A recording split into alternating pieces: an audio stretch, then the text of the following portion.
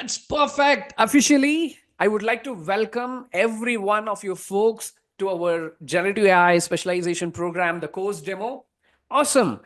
Here is a program where you can able to dive deep and understand what's the Gen AI capabilities and how you can able to transform your career into AI, right?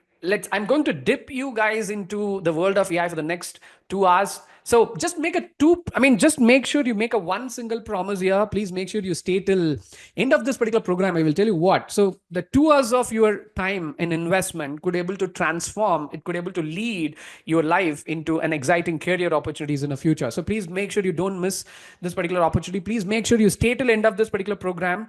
And if you want to enjoy an awesome demo on top of the leading cloud platforms that we do have, so please make sure you stay till end of this particular program.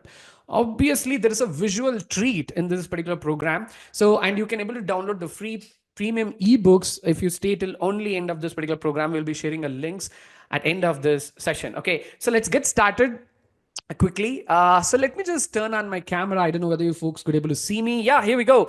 Hey folks, yes, this is Sarath. So I'm a trainer for this particular program, and I'm one of a founder and CEO of Psitron Technologies. What we do, you can learn more about us. Just go ahead and Google for www.citrontech.com. So let's talk about anything related to the cloud, AI, MLOps, data science, Gen AI. We're the best peoples outside. So go ahead and check. I mean, so we are into multiple stuff. We are into corporate training. So we do train the corporates. We work with banks like so Royal Bank of Scotland. It can be Minion Labs in Bangalore or a few other organizations in UK. And we are also into the retail training. So obviously, I don't want to get you bored talking about us. You can learn more about us later. And what we are here for, obviously, let's get started with a visual treat. Let's get started with understanding what is the Gen AI and what it could able to offer for you. So let's get started. I'm going to turn off my camera.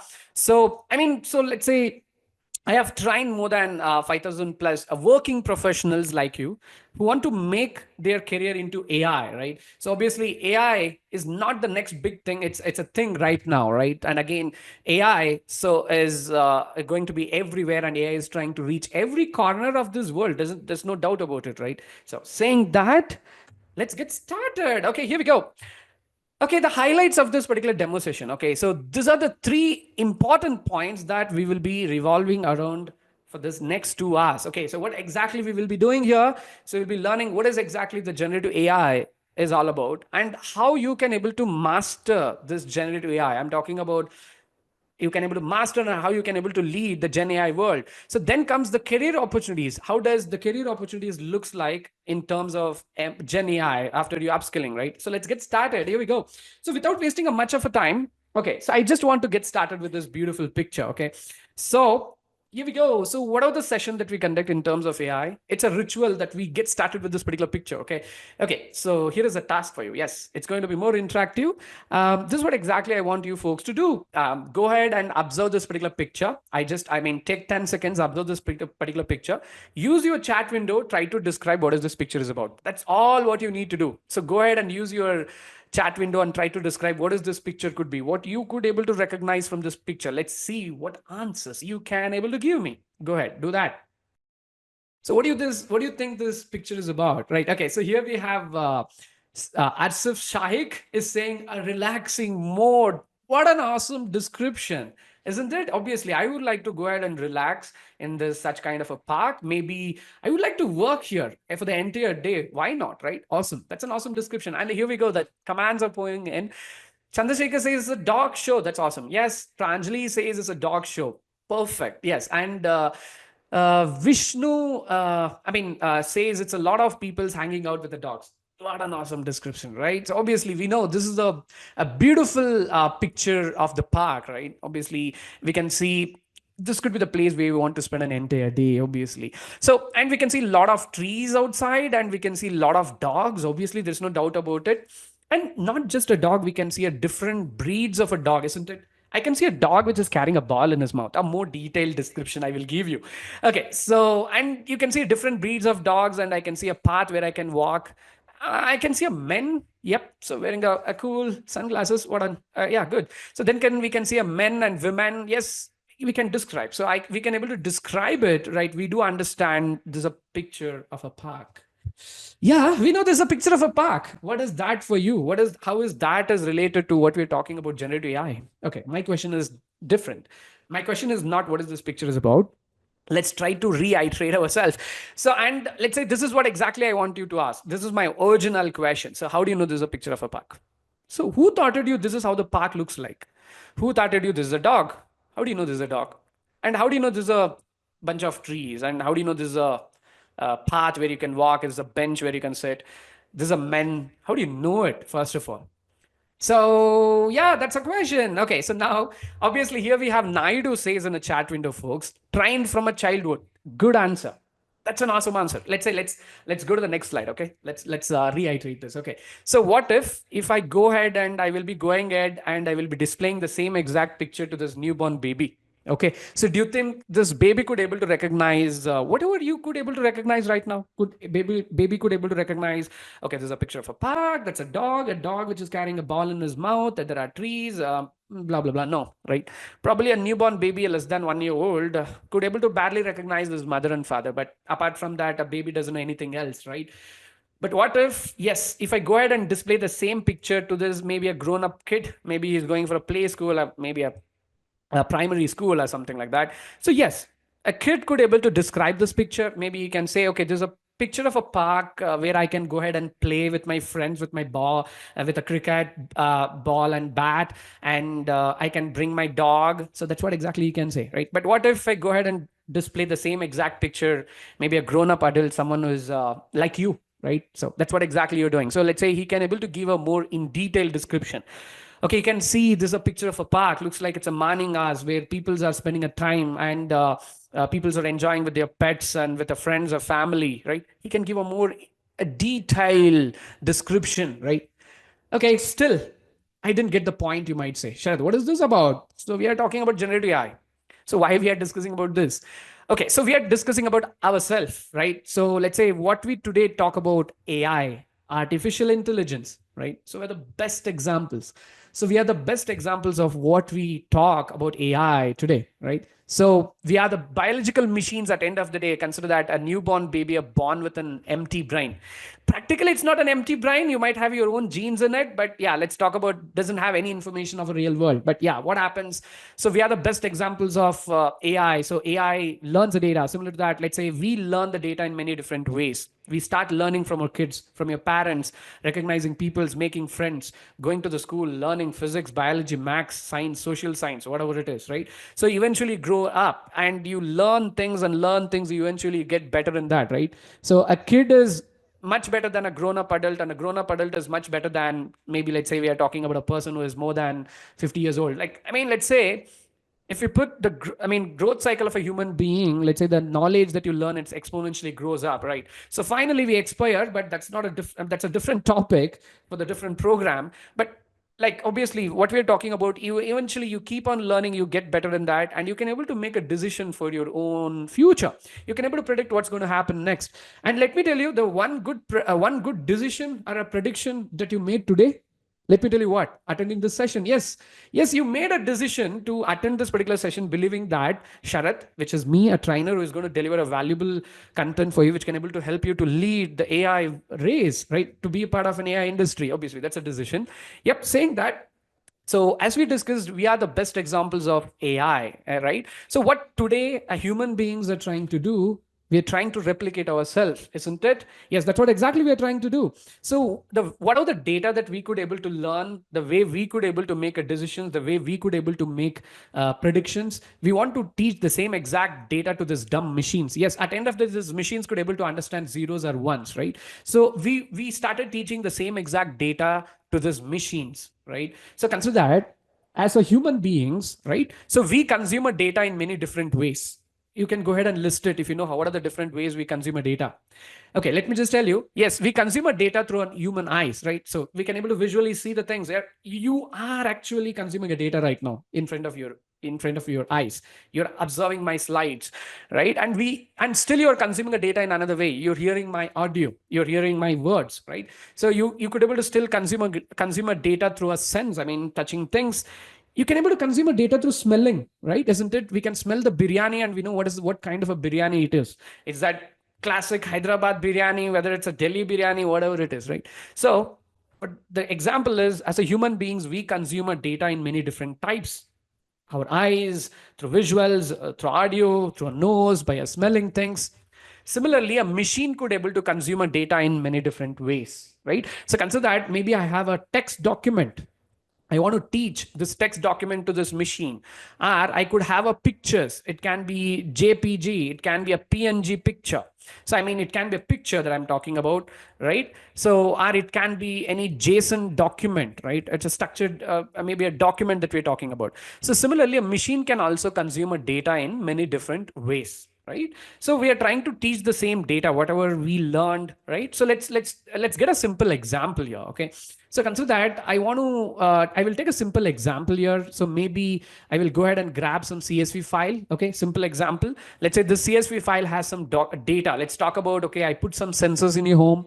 Maybe I collected the amount of electricity that you consume for last 3 years. So that means I have around 30,000 data points. I mean, in this CSV file, I have 30,000 rows in it. So my goal is pretty much simple. I want to take this bunch of data. I want to teach this data to a machine. So what we call it as machine learning at the end of the day, right? So what happens? This machine learns the data. Just imagine it's a 3 years of your electricity consumption of your home. So obviously it machines tries to understand the pattern from the data, which is nothing but it tries to understand how does your electricity consumption would look like in summer, how does it looks like in winter, or it can be in a monsoon, right? It tries to understand and it creates something called a machine learning model, which will be a part of final end product, we can say. And once we have this machine learning model, we can ask this model to make some decisions or predictions, right? So maybe I can ask this machine learning model. I will throw a simple example. So I want to understand what will be my electricity bills going to looks like for the next 6 months. So obviously, it's a model that can able to help you to understand what your bills, a future bills is going to look like, right? It's going to say, okay, your first month bill is going to look like this, second month and 6 months, right? It can do a simple forecast, right? Okay, let's throw this example. Let's say I will take a bunch of documents, maybe I will take a bunch of documents. It can be your books, articles, blogs, whatever it is, whatever the data that we have on the internet, right? So I go ahead and teach all this data to a machine, right? Which we're talking about a large data that's available on internet. So at the end of the day, then it produces something called large language models. For a reason, yes, that's why we call it as large language models, because this large language models are trained on top of a huge amount of data. Just imagine OpenAI, you know that ChatGPT, they might have scrapped the complete internet. They might have just scrapped the entire Wikipedia. They might have scrapped entire blogs, GitHub, books that's available in the world. They taught the entire data to that machine. Then it produces something called large language models. And now you have this large language model. You know what you can do with that. You can ask this model to generate some text. Maybe you can input a text. You can ask it to write a beautiful bedtime story for your kid. Maybe you can ask to write maybe a convincing a love letter for your girlfriend. Who knows, right? Or you can ask this large language model to write a code, right? So, let's say we are talking about this is about a text, but now let's say I want to take a bunch of pictures of a cat and I want to take a bunch of pictures of a dogs. I'm taking a picture. Okay, I want to teach the difference between a cat and a dog, right? So what we're calling it as computer vision, anything that we can able to do with images and videos. So what happens, a machine tries to understand the difference between a cat and a dog. Okay, so then again it produces a machine learning model. Okay, see what happens next. I will be putting a camera in front of my a model, and then I will be putting a cat in front of my camera. Okay, this is a cat. Yes, that's a cat. Yeah, for our understanding for now. So consider that this is a cat. So now once the cat comes in front of a camera, okay, the model says, okay, there's a cat which is standing in front of a camera, right? So it could able to recognize a cat. It could able to differentiate between a dog and a cat. So what we call it as computer vision, right? So this is an example of what we're talking about AI. And today we are here to understand something called generative AI. So what is this? Gen AI, because still the question is unanswered. Let's try to explore that further. So let's step into the next step here. Okay. Now let's try to understand the evolution and architecture of this generative AI. So where we are standing today is a world of generative AI. So let's try to understand that. Let me have some water before that. Perfect. So let's get started. So obviously, let's say we are talking about evolution, which is starting from 1956. AI, it can be our machine learning, what we're talking about, our deep learning that we're talking about, or today what we're talking about, generative AI. So we are talking about an origin. So where it started and where we are today, right? So let's try to understand. So let's try to understand from many years of research in AI. So what does this scientist has does? The scientist has developed a new type of a model. They call it as transformers. Yes, I'm not talking about a transformer movie, which is an Hollywood movie. No, I'm not talking about such kind of a transformers. So we're talking about a transformer. It's such kind of a deep learning model, right? So that solves a bigger problem with older AI models like RNNs. See what happens. This older models actually struggled to process a long piece of text. So, but transformers, what they can do, they can able to handle a much larger input. Comparing with the legacy models, they really felt difficult with processing a huge amount of a text. So that's where the origin of transformers comes into the picture. So just imagine Google is the basically the found. I mean, they are the origin of company which produces this transformers. Actually, a transformers is a kind of a machine learning models which can able to process a large amount of a text. Okay, let's just simply put it in our brain for that for a reason. So the key reason the transformers works well is because of something we call it as attention mechanism. So basically this allows the models to focus on the most important words in a sentence. So no matter where they appear actually in a sentence, right? So instead of reading a text one word at a time in order, let's say like older models, like which is older models reads one word at a time. But what transformers could able to do it, right? Transformers can look at everything at a time and decide which part matters the most. So old models can read one word at a time. Just imagine you might have a big PDF with PDF of maybe 10 pages. How many words you might have, right? Old models could able to read one word at a time.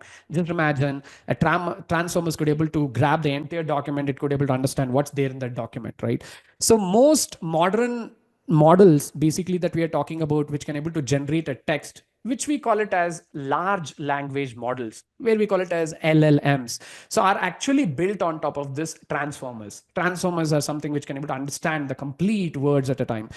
So so these models are basically trained, as I mentioned, on a massive amount of a data. See, I'm talking about not a one document or a two document. Just imagine organizations like OpenAI, or let's say we are talking about Meta, which has their own large language models, or let's say we are talking about AWS or maybe Anthropic, right? They have their own large language models today. These organizations, they have such kind of an investment and they have such kind of an infrastructure. Just imagine if you want to scrap the complete data in the internet, how much money you need, how much infrastructure you need. They have that. Obviously, they are the peoples who built what we call it as large language models. They have scrapped the complete internet. It can be books, articles, websites that you have.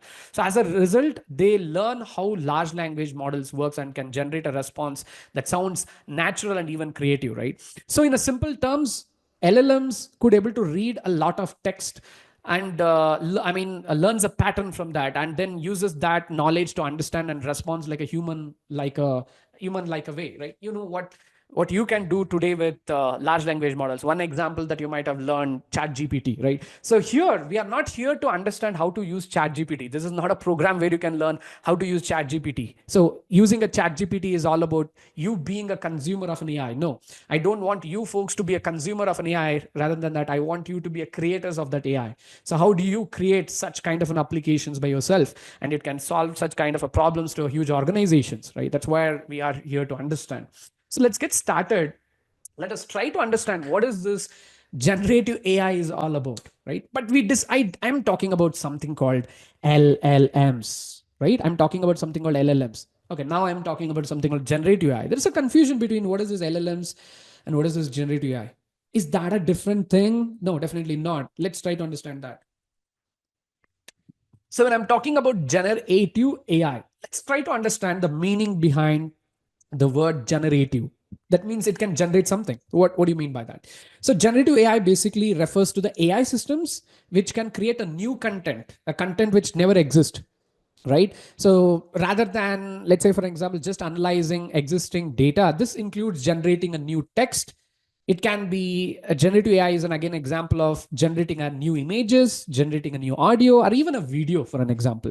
So these models learn obviously from the vast amount of data. So consider that we can bring everything today that we're talking about large language models, which can able to generate a text for you. We're talking about image generation models like DALI 3, or a lot of other AI tools that's available in the market, right? Which can generate a picture. If you input a text, it can generate a image for an example. Let's go to the black screen. Okay. So let me just bring everything in an umbrella of generative AI. So consider that we are talking about text to text. That means if you input a text, it will generate a text. Example is what ChatGPT could able to do. So obviously ChatGPT today can do more than one thing. It can also generate a pictures. That is something called multi-models. We'll discuss that. But now let us talk about large language models. If you input a text, it can generate a text. You can go ahead and ask a ChatGPT to go ahead and write a bedtime story. It can write a story, a text, right? Or let's say there are models which you can input a text and you can generate an image. And there is a models which you can able to input a text which can generate a video, for an example, right? So you can able to input a text and it can able to generate maybe an audio for you, right? So we can bring everything into the radar of generative AI. So what is generative AI? As the name represents, this kind of AI tools could generate a new content, a content which never exists, right? It adds a creativity, right? So if you ask large language models to generate a story, to create a bedtime story, it creates a story. It has a capability to create a story which never exists in this world because it has a creative parameters in it. It can generate that creative story, or it can generate a picture that never exists. You can ask to generate a picture of a man. Obviously, it will generate a realistic picture of a man which never exists in this world. Yes. So that's what exactly the generative AI is all about. And wherein we discussed about large language models, they are specialized in processing and generating a text. So these models are trained on, again, huge amount of text data, right?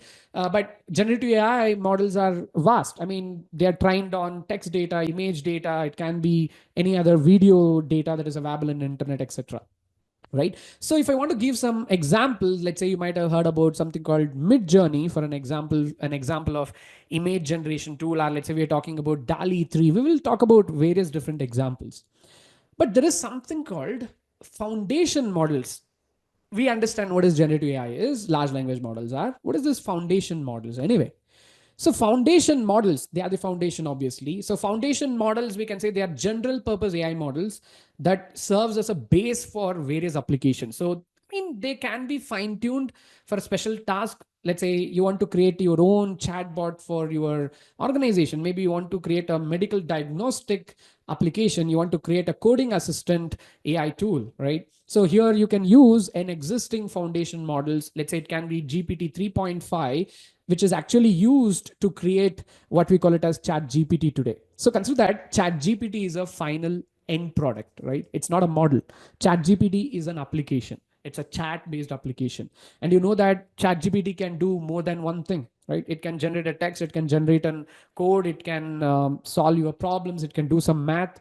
But let's say organization like OpenAI, they have used GPT 3.5. They fine tuned that to build a chat GPT application. We'll understand much in detail once we getting inside for the slides.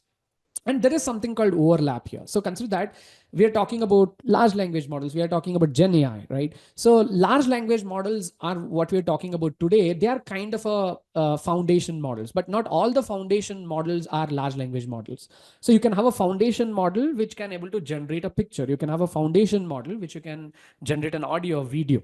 See, foundation models are bases. Let's say you take that foundation model, you optimize it accordingly for an application that you want to develop. So consider that you have a stone and you give the stone for the sculpture and he can able to design, I mean, he can convert a stone into a beautiful statue. Maybe you want a statue of a dog. That's your use case. Maybe there is a stone and you want a sculpture to design it. Maybe you would like you are looking for maybe a sculpture of a cat. Maybe that's your use case, right? So foundation models are like a stones and you optimize it accordingly so you can convert that for your own business use cases. Okay, let's try to understand more in detail. So now let us try to understand how does this LLMs really works, right? Let's get started. So when we're talking about large language models, it can be large language models like OpenAI, GPT, or Anthropic Claude, and anything that we're talking about.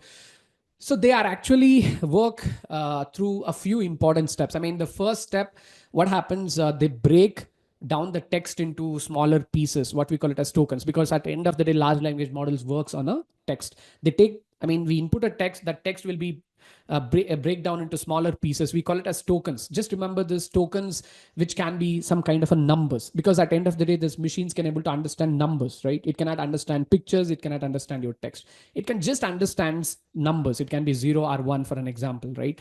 So then what happens, we convert these numbers into what we call it as tokens, that models can have numbers, which can models can able to understand. So then what happens, this model predicts next token based on the input it has received. So adding each new token to the sequence at one time. So basically what we can able to do to make this predictions, the model uses a probability in order to choose the model's likely a next token. It also adds a bit of randomness. We call it as a creativity, basically, to make the response more creative and less repetitive, for an example. Simple, in a words, we input a text. This text will be break down into smaller chunks, what we call it as, let's say, smaller pieces. We call it as tokens. So here is a best example of tokens. So consider that we have a text input, which we call it as hello AI world. This hello AI world has been converted into a numbers, because at the end of the day, so you can see 9906 in AI world. I mean, for a machine, 9906 is nothing but hello.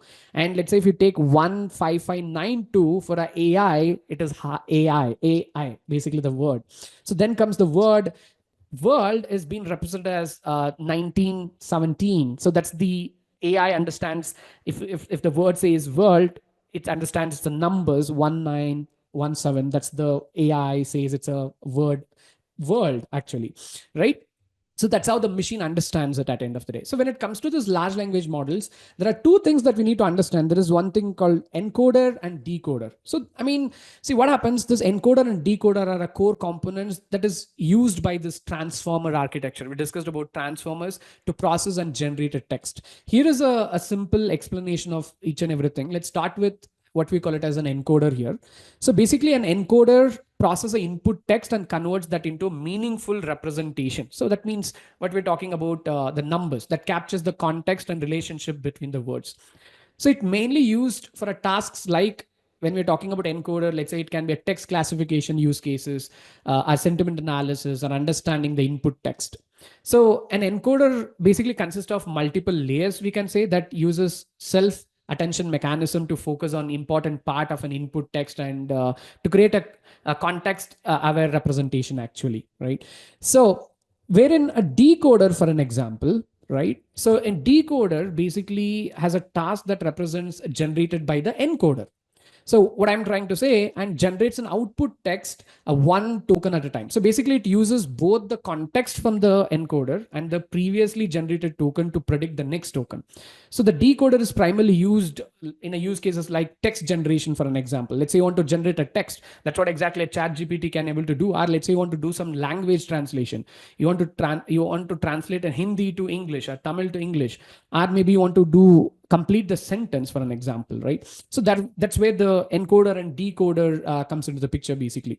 So encoder and decoder, it's all the game that plays with a number. So where your text is converted into numbers, and it machine analyzes it, and it tries to understand what's the next word that I want to give as an input for a customer. For an example, let's say you're asking, write a story about maybe a Cinderella, right? Let's say it's a very, a children's story that you might have heard about. Let's say you're asking AI to write a story about a Cinderella. Obviously, AI start generating each and every word. So the encoder and decoders that we're talking about plays a very important word, because how does AI decides what's the next word that I want to write in that paragraph, or the next word that I want to write in that particular line. So that's where encoders and decoders comes into the picture. So saying that, so now let us talk about different types of LLMs. Or let's say at the end of the day, let's talk about different types of generative AI tools that's outside in the market, because the use cases are everywhere. Because consider that when we're talking about world of generative AI, every organization is trying to integrate generative AI in their organization in multiple different ways. So consider that it can be a text generation models. Let's say we are talking about a GPT 3.5, Anthropic models, or it can be meta-based llama models, for an example, can be a best examples. Then comes image generation models. Let's say if you input your text, it can generate a picture basically, right? So it can be DALI 3, Mid Journey, or let's say Anthropic Claude, for an example, which we call it as multi-model, could also generate a picture, right? So then comes audio and speech recognition models. So consider that there is a model called Whisper, so which can, let's say, you can able to input your audio, which can then convert that into, let's say, a text, for an example. Or there are AI tools that's outside in the market which can able to generate a speech output. Okay, so we do understand a text generation models which generates a text, image generation model which generates an image, audio and speech recognition models would able to recognize a speech and it can generate a speech. But here is a twist. There is something called multi-modularity, which is nothing but today most of the organizations has what we call it as multi-modularity, which is nothing but a one model can do both the jobs together. Yes, a best model would be Anthropic Claude, right? So Anthropic is an organization, so where they have their own model called Claude, which can able to do a two job. It can generate a text as well as it can also generate a picture. A one model can do a two things, generating a text and images, which we call it as multi-modularity. Then comes we are talking about customizations, right? So obviously models can be tailored with your own specific data to enhance your own needs. For an example, let's say your company has your own use cases, how you can able to adapt this large language models or Gen AI models to work for your own organization. That's what exactly we're talking about, customization. Yeah, isn't it awesome? So now let us talk about foundation models versus large language models. Let's say we are talking about foundation models, or what we today calling it as LLMs. Let's discuss that. See, when I'm talking about these models, right, it can be foundation models that we're talking about. They are actually trained using what we call it as unsupervised or self-supervised learning techniques. So, which means they learn from unlabeled multi-model data without requiring any human annotations or labeling during the training process. So they are characterized by their large size and they are built on very deep neural networks, obviously, and trained on billions of parameters, because that's why they call it as large language models. So designed as a foundation models, they serve as a starting point for developing other models. So which can be a further customized and fine-tuned to meet a specific requirements. So when I'm talking about foundation models, let's just talk in a very simple terms, okay? See, foundation models are trained on the huge amount of generic data that's available on the internet, right? So consider that if you go to internet, there are a lot of books, books related to stories, a book related to articles, it can be, or let's say we are talking about books related to technology, it can be coding, it can be related to storytelling, security, anything. Let's say we are talking about a generic data that's publicly available in the internet, for an example. So this organizations has took that particular data, they have trained a model and what they call it as a foundation models. This foundation models, believe me, they are always works outside the box. I mean, this foundation models, they can do more than one job. So if you want to use this foundation models to generate a story, let's say you want to ask it to write a story about a bedtime story, or maybe you want to ask this foundation models to write the code. Yes, it can do. You can ask this foundation model to do some basic mathematics. Yes, it can do. Yes, this foundation models works outside the box. But wherein the large language models that comes into the picture, this large language models are built on top of this foundation models. See, consider that you are into an organization. Let's say, for an example, you are into, let's say, health sector. Maybe let's say we're talking about health insurance sector, right? So consider that you want to build a large language model which is specific to answering the questions related to the policies, health insurances, related to your customers. But yes, this foundation models can do the job, but still, but you want to fine tune your own large language model. So consider that you have a foundation model. On top, you'll be feeding your own organization data. Let's say we're talking about health insurance data, and you'll be fine tuning that. A fine tuning is nothing but you're taking an existing trained model, you're teaching an additional data to it, and you'll be getting your own version of a model. Let's talk about what we're calling it as, let's say we are talking about text generation model. You'll be producing your own LLM. That means this LLM is optimized with your own health insurance data. But this foundation model works outside the box. Maybe it has a limited amount of data that's publicly available on internet, because we are talking about health insurance records, right? Let's talk about any health insurance companies like Policy Bazaar, right? It can be anything. Just imagine Policy Bazaar health insurance data is not publicly available. You might take different kind of a health insurances, right? You might have a health insurance which covers 3 lakhs, 4 lakhs, 10 lakhs.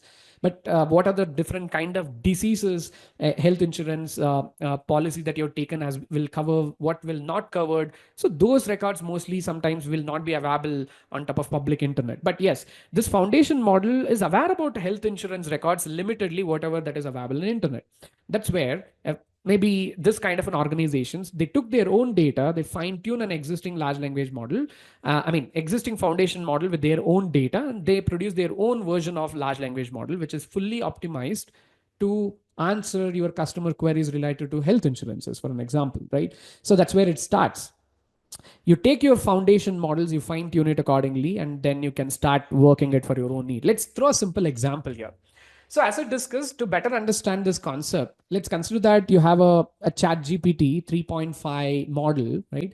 So the initial chat GPT is built using GPT 3.5, which is a foundation model. So what OpenAI as an organization, they might have enhanced this GPT 3.5 model by fine-tuning it for a chat focused. Consider that a chat GPT is a platform where you can able to chat with an AI, right? It's a chat interface. You need to convert an existing foundation model for a chat focused data. So, and then enabling this model to excel the conversation task like working like a chat bot, right? So consider that. We'll take another example here, as I mentioned. See, consider that maybe there is a health sector, as I mentioned. Maybe they have a data sources like they might be having a pharmaceutical data, and they might be having some data from their wearable sensors. So from then comes publications from the medical forums, and they might have an X-rays from the patients. They might have some video ultrasonic data. It can be ECG data or any kind of a medical data set. But consider that a foundation model can work outside the box because it has learned from publicly available generic data, but it doesn't have an access to your in-house business data, right? That's where you take an existing data of your own organization, you take an existing foundation model. Okay, let's take llama model that's available in the internet. It can be chat gpt, it can be anthropic claude. They're all foundation models. You take and you teach an additional data to this foundation models. That means now these foundation models are aware about your own organization data. That means now this foundation models as more intelligence, it can solve any kind of a problem. So, and again, consider that your focus is adapting this foundation models to act as a maybe health sector chatbot. Maybe it want to answer a questions related to health sector. Maybe it can be related to maybe you have a doctor who want to maybe create a documents related to diagnostics or treatments, and maybe you want to create some kind of a chat interface where your customers can able to mention their symptoms. Maybe consider that you have a large language model where your customer goes and, okay, I have this symptom. Okay, I have a loss in, I have a lot of I'm losing my weight. Maybe I have a lot of sweating. Maybe, like, let's say we go ahead and mention the symptoms with large language model. Maybe large language model says, okay, this symptoms corresponds to what, whether it's a heart attack, whether it's a diarrhea, whatever it is, right? So it suggests, okay, you need to go ahead and check with this specific doctor. So I mean, you're adapting a foundation model to work focused to the medical sector, for an example, right? Okay, saying this, we got it. What is a foundation model? And we take this foundation model, we adapt it with our own data to work better for our own organization needs. So saying that, now it's time. So now you have enough scenarios to consider where we can able to get started. Now let us get into the second point that we need to discuss. So what it takes to master this generative AI. Let's get started with an interesting discussion now. Okay, let's get into the very important part here. There are 4 approaches, right? The 4 approaches for an LLM to the production. So how you get any large language models into the production. So these are the strategies what every organizations should follow, and they are following it. So let's talk about this. What is this 4 approaches for an LLM to the production? See, what happens, enterprises are exploring this 4 different steps approaches. So what we're talking about to kickstart their LLM journey, right?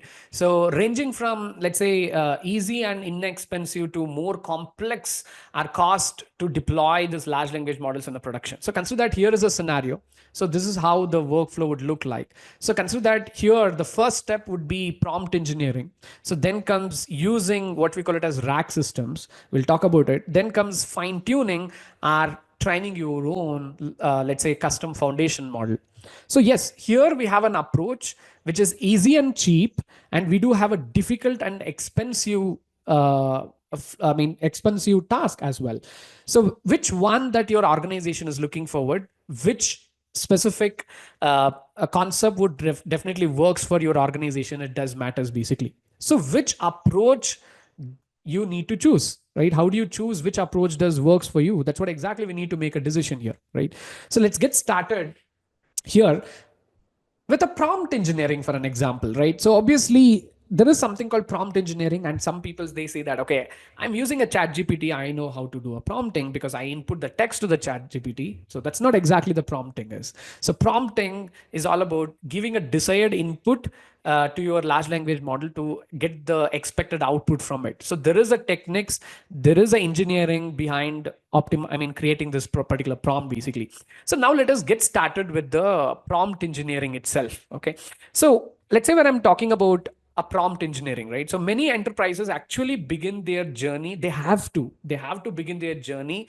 They should not, obviously, it is not a best approach. Okay, let me just go ahead and train my own foundation model from a scratch, or let me just go ahead and fine tune because I have my lot of data sitting in my organization, let me just go ahead and fine tune the model. No, it's not definitely the best approach. So they have to definitely experiment from the first. Let's get started with the prompt engineering now. So as I mentioned, a lot of organizations, they get started with their LLM journey using a cost efficient and time efficient approach by directly calling a third party AI providers, like through APIs. Like say I can go ahead and simply call OpenAI model, or it can be Anthropic Claude model through a prompt. Yes. So consider that we are talking about tools like Amazon Bedrock or OpenAI, or it can be Azure AI Foundry, all these cloud platforms. There are a lot of models already deployed behalf of you. All you can use, you can simply use APIs to simply call these models. That means you'll be using an APIs to call these models, and you'll be inputting a prompt and it will generate a desired output. You're not deploying the model, you're not fine tuning the model, you're using an existing model that's available in a internet or maybe in a cloud platforms. You're just checking that whether this existing models does works for your use cases or not. So I mean, most of the large language models that you see outside in a cloud platforms, OpenAI models, or it can be Anthropic models or Llama models, they work outside the box. But in most of the organizations, they don't need to fine tune their models, because if they have a desired prompt, and this could able to fetch the right output what they are looking forward, right? So obviously when I'm talking about however, what happens, this generalized large language models may not always provide the desired response unless the prompt is framed in a specific way, or guided with some additional directions as well, right? So this process, what we call it as a prompt engineering, that requires obviously creative writing skills and multiple iterations to ensure the best possible response that you get. It's all about trial and errors, right? So yes, so here you can see that this could be the prompt that we would be writing to call the models through an APIs. So here we are saying you are writing an email on behalf of someone. Take the input below and write a longer, a polished version of a text. Keep the tone professional and friendly. So you can able to see this is how the beautiful prompt would look like. So this is basically a context that we are setting. So then comes here is the input. Great to meet. Can we talk? This is the input that I'm giving. So with this input, I want my large language model to create maybe a simple email with a professional tone, right? So this is about a simple prompting. So now let us talk about implementing a RAG systems. So what we call it as RAG, which is nothing but retrieval augmented generations. At what point you need to definitely think about using RAG systems. So consider that. Okay, let's go with a simple example. Here is a simple prompt that we have inputted for a chat GPT. So here the question is how the stock market is doing right now. I'm talking about, let's say if you go ahead and ask the question to a chat GPT, how is the stock market is doing right now? You can see this is what the output that we got from the large language model. It says, apologize, but as I'm AI language model, I don't have an access to a real time data, it says. So obviously this large language model has a limited memory. Just remember that. Maybe let's say we are talking about, let's talk about initial version of ChatGPT. So ChatGPT came to the market in the year of 2022, for an example. That means they might have trained their own model maybe before 2022. That means they have a history. They might have scrapped the complete data that is available till 2022. That means the model they have built as a knowledge till 2022 only. That means it doesn't have any much data that's available in today's world, for an example, right? So what happens in that perspective? So this is where we can able to use rack systems. But don't talk about what we have today in a chat gpt. Chat gpt has a search interface. We are not talking about that. Okay, today if you go ahead and ask the question, okay, if you go ahead and ask the question with chat gpt, what is the stock market is doing today, it can use a search component. It can go ahead and browse through search component. I'm not talking about that feature, Nazim. Okay, so let's talk about every large language model. I mean, what you have today, it has some limited memory in it, right? Yeah. So now let us talk about how does this rack systems could able to help you, right? So consider that a rack systems are like a databases, right? You have a database where you put in your own data into it. And so where you're asking your large language model to go ahead and refer to the data that we have in a database and go ahead and fetch the answer. So consider that. Let me just explain a RAG in a different way. Before that, so let's try to understand a very simple way. So consider that you have some kind of a RAG database. We call it as vector database. So where you put in some real-time data. So consider that let's consider that there is a organization who gets a real-time a stock informations, for an example. Let's say real-time stock informations. They put in all the real-time stock informations to this rack systems. And here comes your large language model. And here comes as a user, now you are asking, so what is the, how today the stock market is really doing? So what happens, your large language model go ahead and refers to the data that you have in a vector database, which is a rack system that we're talking about. And it gets the real-time data and it responses you the actual output. It says, okay, today maybe the Amazon stock is doing good, it's high, and maybe it says Meta stocks are lower for 2 points or something like that, right? A RAG is basically you give an additional memory to it, right? So let's go ahead and understand further how it works. So when I'm talking about organizations here, enterprises uses what we call it as RAG, which we call it as retrieval augmented generations, to improve the prompts by additional external data, such as documents are part of them, for an example. So to help the large language model to give more accurate response. See, first what happens, the data is retrieved from the internal store, which is nothing but what I'm talking about, a vector database. It's a database. So then both the prompt and documents are turned into embeddings to calculate how similar they are. Based on the similarity score, the relevant document is selected and added to the prompt. So here we use different kind of vector databases. So it can be Pinecone or Chroma, or it can be Amazon has their own vector database. We call it as Amazon Open Search. You can use any kind of a vector database where you can put all this data, for an example. Okay, saying that, let's get into the very interesting discussion right now, how RAG works, for an example. Okay. So obviously Nazim here says, okay, I'm using ChatGPT 4.2 and it provides the stock information. Absolutely, yes, it provides the stock information, Nazim. But I'm not talking about ChatGPT 4.0. I'm talking about ChatGPT 3.5, if you can able to access that. So it has a limited data. The models that organizations deploy, they don't learn it in a real time. So they have AI agents today. If you're using a search component from ChatGPT, it uses a Google search or maybe any other search engine to go ahead and search. That's a different concept. Okay, so now let us talk about how does this rack system works right now, right? So let's get into the part. Let's say if you want to implement the rack system, that means your large language model doesn't have your own data. Okay, Nazim, I will ask you another question. So let's go ahead with the Nazim. Nazim says that ChatGPT 4 answers the stock, what's the stock market is doing today. Okay, I want you to go ahead and ask this question. So go ahead and ask this particular question. So maybe you're working on a specific organization, okay? And go ahead and ask, what does your organization makes a revenue? Maybe next 3 years. What exact revenue it's going to make? Or let's say, go ahead and ask your large language model or chat GPT, what kind of a project a specific organization, your own organization is doing. So do you think like large language model could able to answer that? Doesn't, because it doesn't have your own internal organization data. So let's talk about a simple rack system here. Okay. See, consider that if you go ahead and ask any large language model, right? Today, let's say we're building a application for a health insurance company. Maybe it can be, we're talking about Policy Bazaar or any kind of a health insurance company that we're talking about. But an existing large language model. So let's say this is where you have a large language model, right? So it doesn't have any informations related to our policies. So maybe consider that Policy Bazaar, they might have 1,000 policies. 1,000 policies has different information. That means 1,000 policies has different schemes. Maybe if you go for one policy, they might give a coverage till 10 lakhs. There might be a policy which gives a coverage for 1 crore.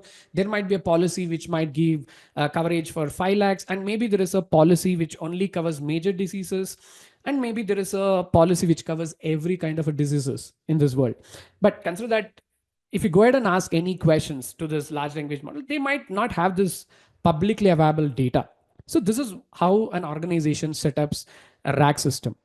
So first, an organization takes, let's say, a data, their own policy. Let's imagine Policy Bazaar, they might have thousands of policy documents. They take all these PDFs for an example, right? They take all these thousands of PDFs, and the first step is basically the information extraction. Okay, so first it can be, you might be having a PDF that is coming from your storage platform. You might have a database, right? We extract the information.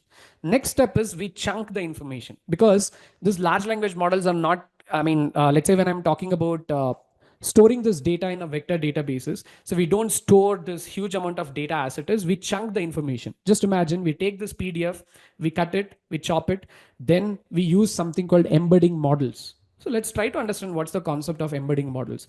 At the end of the day, your machine can able to understand just numbers. It cannot understand your pictures, your words, characters, nothing. It can understand numbers. That means we take this PDF, we cut it, chop it, we use something called embedding models. What does this embedding models does? It takes in your information and which converts into numbers. For an example, let's say you input a text called apple. Let's talk about an apple, a fruit. So let's say you're inputting a word, an apple, a fruit. This converts into relevant number. So consider that an apple, a fruit can be represented as 010181 or something like that, right? So this could be the embedding for a word apple, a fruit, for an example, right? So what happens, this embedding model converts every document, a policy document that you do have, into numbers, and it uses something called vector database. In this vector database, it stores all your informations in it as a numbers. So then comes your actual customers. Okay, so here in a vector database, you have all your internal company's policy. In this perspective, all the Policy Bazaar's policy informations are inside in this vector database. Okay, now let us talk about a customer journey. Because your large language model doesn't have any information about internal company's data. So here comes your customer and he inputs a prompt. He says that, okay, I'm looking for a policy. I have 5 people in my family. I have my father and mother who is greater than 45 years old. And I have my brother. We are 20, I mean, somewhere between 25 years old. I'm looking for a policy. My budget is maybe, let's say, I would say around 10 lakhs coverage that I'm looking forward. I would like to pay maybe somewhere around 20,000 rupees a month. I mean, maybe a year, maybe not. Let's talk about, this is the input. He's looking for a policy which can cover the entire family, and they're looking for a policy coverage up to 10 lakhs. Okay. And this is the input prompt. Get me the right policy that can able to help me. This is the prompt that he's inputting. So what happens? He inputs a prompt, right? Basically the input. So this input will be again will be using an embedding model. This input will be again converted into numbers here. So consider that 010181 or something like that. So what happens once this embedding model converts this into numbers, it goes to a vector database and it does something called semantic search. So what is the semantic search? We don't want to get more details on this. We'll go into this program. We will get it. So semantic search is nothing but something called a similarity search. So you know how Google works. If you go ahead and Google some of the informations, let's say get me the nearest pizza shop I can visit. It go ahead and give you maybe more than 1,000 results at a time. But Google uses something called semantic search. It's not exact search. There's a two different things: exact search and semantic search. Semantic search does a similar, it go ahead and fetches a similar items in the list. So consider that you're looking for, you're going to Google and you're searching for, get me the nearest pizza shop, right? It go ahead and get you the nearest pizza shop. It go ahead and give you a three results, and the first result would be the best one because it could be the more nearest pizza shop to your home, for an example. So that's how the similarity search works. So in this vector database, once we do a similarity search, let's say I have 1,000 policy documents. I have 1,000 policy documents of, for an example, of a policy bazaar. It go ahead and fetches maybe from this 1,000, maybe 10 policies are similar to what customer is looking forward. So what happens? This 10 policies will be fetched and it will be given to the customer basically. So what happens from this 1,000 policies, only 10 policies are relevant. So that's what exactly we're talking about, relevant data. It gets the relevant data, the 10 documents, then it inputs this relevant data along with your customer input to the large language model. This is where we are actually invoking a large language model. So along with the relevant data and the input from a customer, then it gives the response. So in the response, you can go ahead and see, okay, so these are the 10 policies, the policy number 1, policy number 3, policy number 4, blah, blah, blah, policy number 10. So it goes ahead and gives, you can pick one among these 10 policies. A policy number 1 can give you 10 lakhs benefit, and you'd be paying around maybe 20,000 rupees a year, right? This is how the similarity search works. So now you understand where RAG systems play very important role, because most of the time your large language models doesn't have any idea about your internal company's document. And again, this is where the importance of the second step comes into the picture. And again, you can able to see that there is no need for fine tuning here, right? So there is no need for fine tuning. I don't want to fine tune my large language model. I can take a RAG database. I can put the any amount of a data that organization needs. I use LLM to go ahead and search in that document and get me the relevant results. So this could be the second approach, and that could be the second cost efficient approach for any organization. As I mentioned, organizations, they should never jump into the training or fine tuning instantly. They need to experiment between whether prompting itself with an existing large language model does works or not, and they will try to implement a RAG systems. They see whether a RAG solution could able to solve their problem, right? So okay, even if the RAG solution doesn't solve their problem, then they go for fine tuning method. So now let's go ahead and check how does this fine tuning actually works. So fine tuning. So fine tuning your foundation models here. So I mean, we are not completely training a model from a scratch. We are taking an existing model which is already trained. Maybe let's say we'll take a model from Llama, which is Meta. Facebook has a model which is open source and free to use. We can take it and I can take my internal documents of my organization. So let's say here I'm giving an example of travel policy documents, documentations. Let's assume it's a health insurance record documentation from Policy Bazaar, for an example, right? So here I will be going, first step is to take my data. Then I would be going ahead and picking the foundation model. So what model that you're going to pick here? So there are a lot of models that you can use. Maybe you can use a Llama model from Facebook. You can use a Claude model from Anthropic. You can even fine tune GPT models as well. And this is our second step. And how in this world you're going to fine tune this model? So if you want to fine tune the model, you need a machine, you need an infrastructure. So that's where the cloud platforms comes into the picture. When it comes to AWS or Azure, or maybe we're talking about GCP, they have an infrastructure where you can go ahead and fine tune your large language models basically, right? So consider that you can take a tool here. I will call it as Bedrock. Yes, we will be exploring a Bedrock in this program. You can use Bedrock, or it can use Azure AI Foundry or Google AI Studio, where you can input your own organization data and you can fine tune an existing foundation model. Then you have a fine-tuned model for your own organizations. That means you would be producing your own version of the large language model, and this large language model is aware and it's tuned to your own organization data. That means I have taken this 1,000 uh, health insurance records from Policy Bazaar. I might have fine tuned it and I produce my own large language model. So once you fine tune the large language model, there is no necessity of a RAG because your model itself aware about all the policy documents. That means what you can directly take your model and where you can go ahead and ask the model related to, okay, so I'm looking for a policy, I'm looking for 10 lakhs coverage, I'm willing to pay 20,000 rupees a year. So I will go ahead and prompt it. I don't need a rack systems, right? So this could be the second approach. But now let us talk about some of the benefits as I mentioned. When we're talking about benefits, so there is no need for an example prompt here. So yes, still you need to input a prompt, but there is no need for the prompt engineering, a complex prompting techniques here. And again, let's say we are talking about it could able to, let's say when you have a necessity of let's say if you're implementing a rack systems or using a prompting is too much costly for you, that could be the scenario where you can able to reduce a lot of cost if you can able to fine tune your large language model. And then comes a privacy risk could be reduced here because you have your own model. You're not using APIs, you're not using any third party platform. When you're talking about data privacy, that's awesome. So then comes token limitations issues you might not have. But let's talk about the challenges here. The main challenges here is the costing basically. So when we are talking about large language models, they're supposed to be trained with a huge amount of data.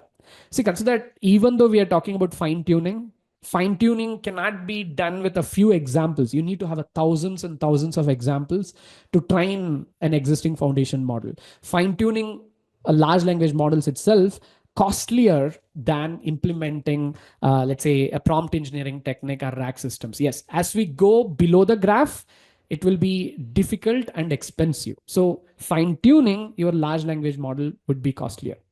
So then let us talk about training your own model from the scratch. So do you think, you tell me in a chat window, do you think we can able to train our own foundation models from the scratch? That means, do you think you can able to, you can train your own foundation model from the scratch in your laptop?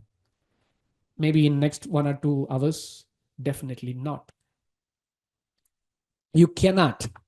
So training a large language model, or maybe let's say what we're talking about, training your own foundation model from scratch, it's impossible for everyone here. So let's say this could be done by the huge MNCs that's outside in the market. So not every MNCs could able to produce their foundation model from a scratch. The reason is data, then comes the infrastructure cost. For a reason, it's called large language model because it has to be trained with a huge amount of data in the internet. First, you need to grab the huge amount of data, and then comes in order to train this huge amount of data, you need to have a right kind of infrastructure. You need to have a right kind of a GPUs. For an example, let's consider that today an organization uses a GPU which is called H100 GPUs from NVIDIA, which just cost one chipset cost 32 lakhs.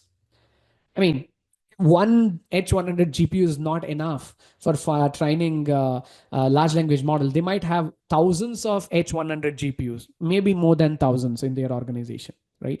So training a large language model from a scratch, we can say it's an ideal for a highly specific task that requires a large amount of domain-centric data, first of all, and it provides the highest quality. It has to provide highest quality results, right? So however, what happens, this approach is also more expensive and difficult to implement. So that's where most of the organizations, they don't want to train their own models from scratch. Let's go ahead and take a look a few examples here. So Google has something called Gemini. Yes, Gemini models. Let's see how much Google has spent to train their Gemini Ultra model. It took $191.4 million, right? I don't think so we have such kind of an amount. So then comes, let's talk about GPT-4 from OpenAI. They took around $78.4 million to train it. And let's talk about very small model, a Llama 2 model with 70 billion parameters. It took $3.9 million. Obviously, this huge investment game has been broke by a Chinese model, that DeepSeek. But still, even though we are talking about a DeepSeek itself cost around $6 million to produce a computable model comparing with OpenAI, right? So still that is costlier, $6 million. So training a model is not for everyone, right? So that's the four different approaches for getting started with any kind of a large language model use cases in your organization. This is what exactly that we will be diving deep in our program. So saying that, now let us move on to the next topic, the interesting topic. Okay, so now I do have a good idea about prompting, rack systems, fine tuning, or training a model. So now what we do with that knowledge. So you know how to work with a RAG, where to use RAG, and how to use RAG. So now let us see if I want to build an application with it. So what you do, this is where lang chains comes into the picture. So consider that you want to build a solution for any organizations tomorrow. Maybe there is an organization who is looking for maybe some recommendation systems to be built for your organization. Maybe there is an organization who's looking for building maybe like a health insurance chatbot, like a policy buzzer example that I provided you, or any kind of one use case that you want to work. So how lang chains can play a very important role. Let's try to understand what is this lang chains.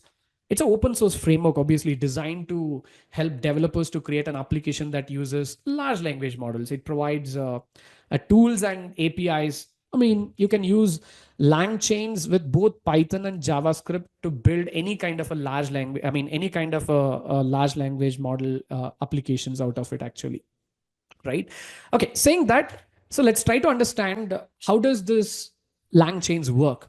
So consider that when we're talking about AI applications, usually follows the steps to process the data which is received. For an example, let's say there's an e-commerce website, right? So when you click to view an item, right, in a e-commerce website, let's consider that AI looks at the item, for an example, behalf of you, which is in your cart, and what's you have shown an interest before, for an example, to suggest other items might like it. So this data is sent to an AI model to make a recommendation system. I mean, to recommend a new products that you can able to buy.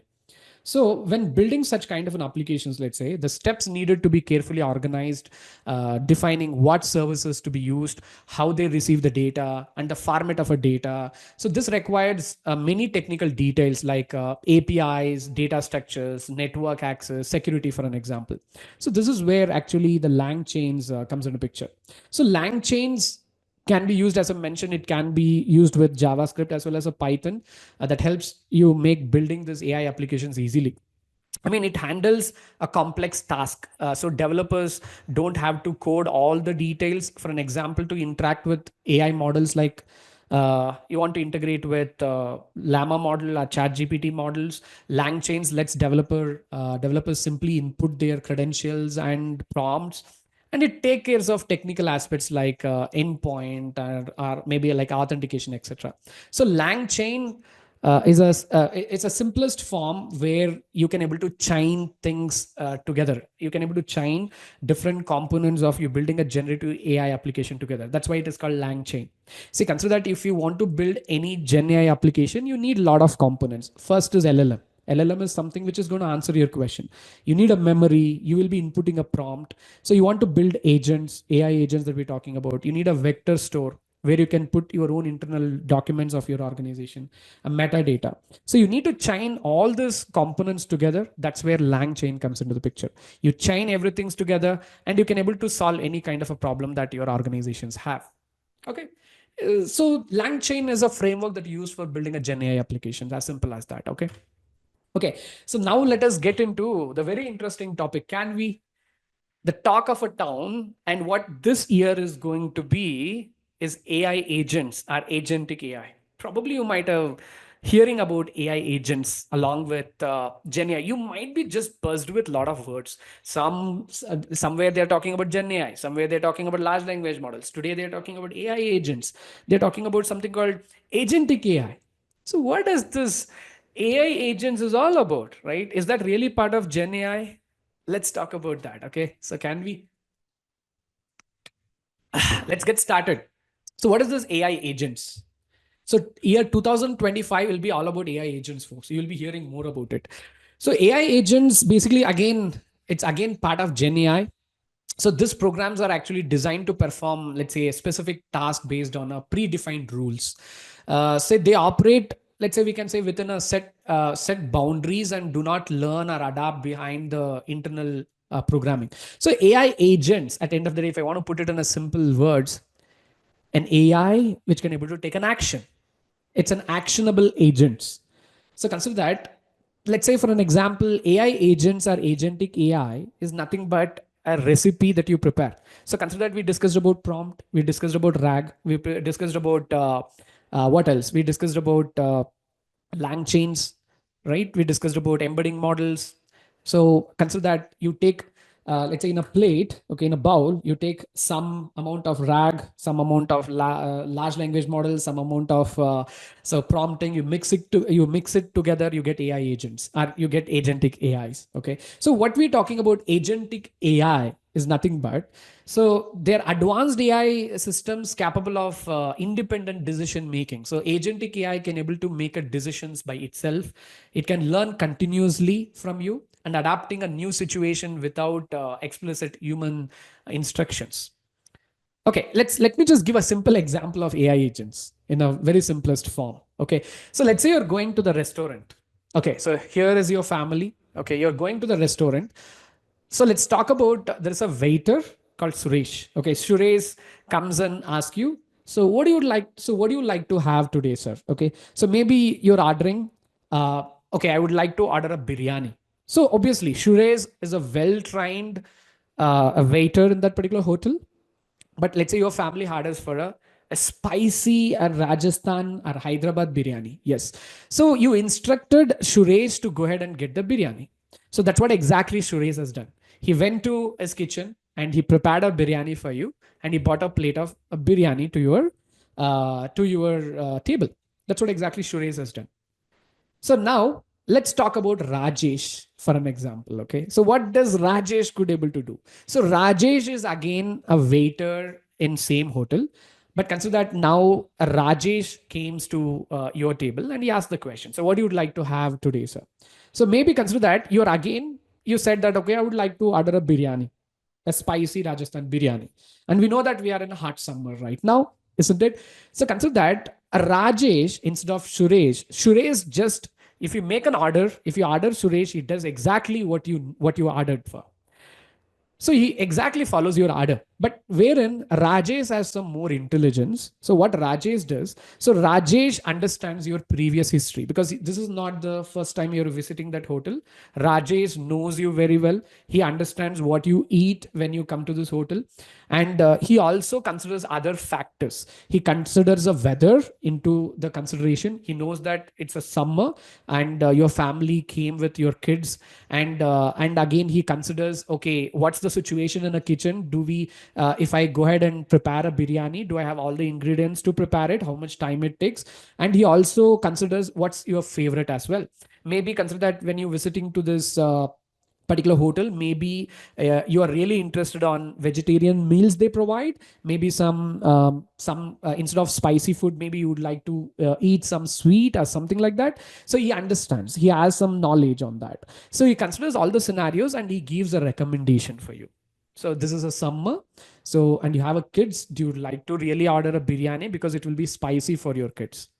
So that's what exactly AI agents can able to do, right? So unlike a traditional AI, which exactly does what exactly you need, wherein we are talking about AI agents or agentic AI that we're talking about, right? It has an additional intelligence because it can able to act, it can able to access an external factors. It can understand what's the weather and what's the situation in the kitchen. Can we prepare a biryani within a few minutes or not? And it considers your favorite because you're visiting that particular restaurant for a long time, right? So it considers all the situation, and Rajesh as an AI agent or AI or agentic AI makes the recommendation for you actually. So it gives the recommendations, and so obviously it's for the well-being of you, right? That's how the AI agents work.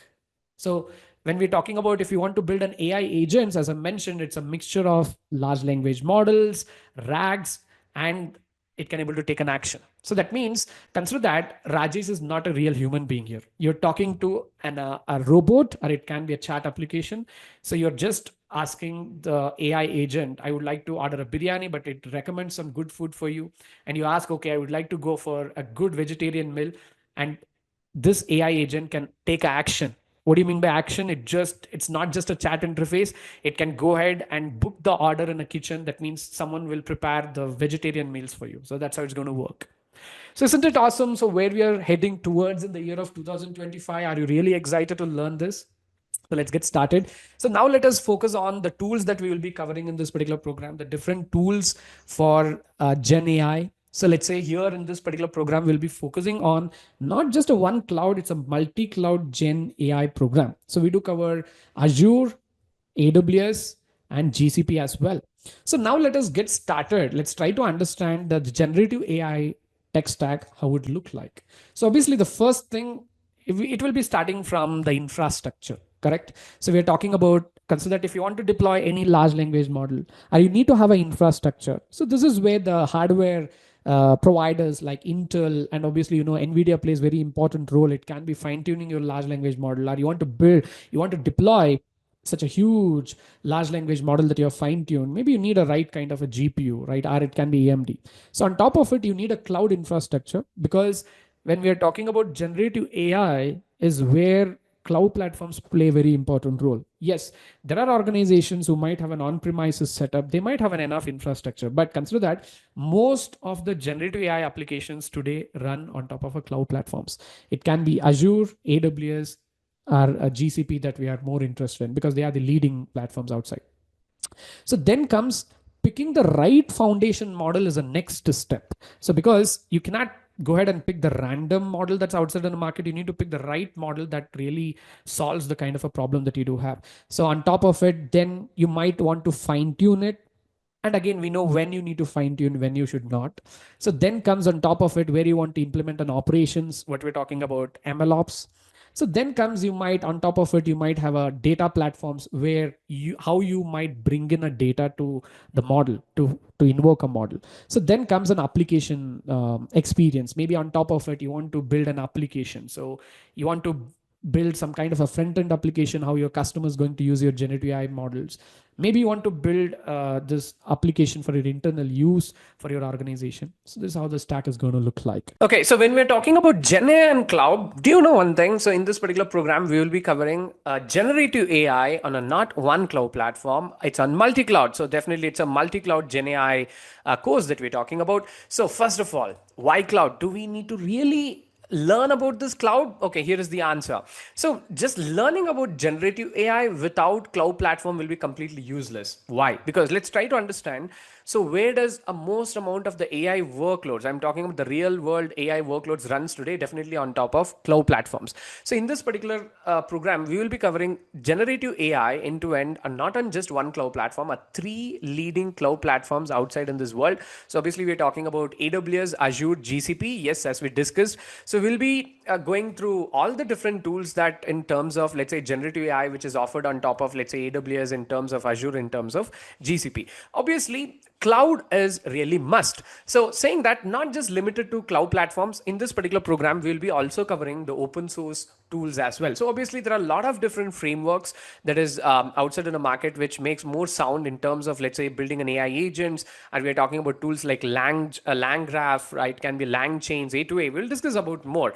So now let us talk about the set of tools that we will be majorly focusing on top of cloud platforms when we're talking about, let's say, generative AI. So let's say when we're talking about AWS or Azure or GCP, they got their own tools, infrastructure on top of cloud platforms for any organizations to get started with building a production grade generative AI applications over there. So obviously, let's say when we're talking about AWS, we are looking for getting started with Amazon Bedrock end to end. And when we're talking about Azure, they call it as Azure AI Foundry. We'll be getting started with Azure AI Foundry for building an end-to-end generative AI applications, as well as when it comes to GCP, they have Google AI Studio or a Vertex AI, so where you can able to get started with building an end-to-end, let's say, generative AI applications. Obviously, the cloud is must, and as we are talking about, so the hard truth is when you apply for any kind of generative AI jobs, definitely the cloud is a must on top of that particular JDs. I'm not talking about one cloud, all those three different cloud platforms that we're talking about. And not just limited to, let's say, the generative AI tools that we are talking about on top of cloud platforms. We'll be also exploring other tools on top of cloud. It can be, let's say, the tools for creating vector stores. We talked about vector stores like AI search on top of Azure. And let's say we are talking about, let's say, playing with other tools like AWS Lambda, playing with, let's say, Azure Machine Learning Workspace, or let's say we are talking about SageMaker, other third-party tools like Tavly. So if you don't know what is Tavly is, we have Google search, we have Bing search. Similar to that, Tavly is especially made for a search engine for generative AI. So we'll be also talking about other various different tools within the cloud platform for building an end-to-end Gen AI applications. And as we discussed, not limited to the cloud platform, here comes the set of open source tools that we will be covering in this particular program, starting from obviously, let's say the Lang chains, which is making a more sound in the market, and the family of a Lang chain, which is a Lang graph, which you can able to use it to build what we call it as not just AI agents. Let's say the year of 2025 is all about AI agents, but you can see AI agents has been evolved like anything else. So this program, right, what we say, it's a top notch of what is there available in the generative AI in this world. So we get to cover everything up to date, what is there in this world. I mean, yes, we will be going ahead and building a project which is based off not just a single agent. We are talking about agentic workflows. We're talking about building a multi-agents. Yes, you can use frameworks like LangGraph for building a multi-agent based, let's say, agentic workflow projects, as well as we are talking about one of the tool which is again making more sound in the market, MCP, a model context protocol. We'll be also using a model context protocol to build the projects. And here comes the best tool, which I like most, which is A2A. So what is A2A? Guess the name. What is this A2A? A2A stands for agent to agent, which is open source protocol, which has been, released to the market by GCP. Obviously, Google have made it as open source.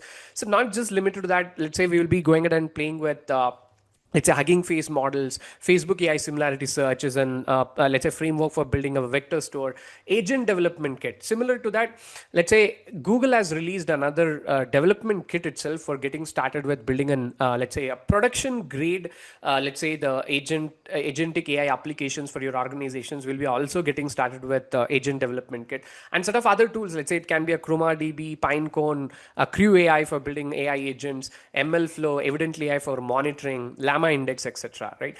So these are the set of open source tools that we're talking about. So saying that, we will be also talking about, let's say, the operations side of generative AI here. And let's say we are talking about MLOps for LLMs.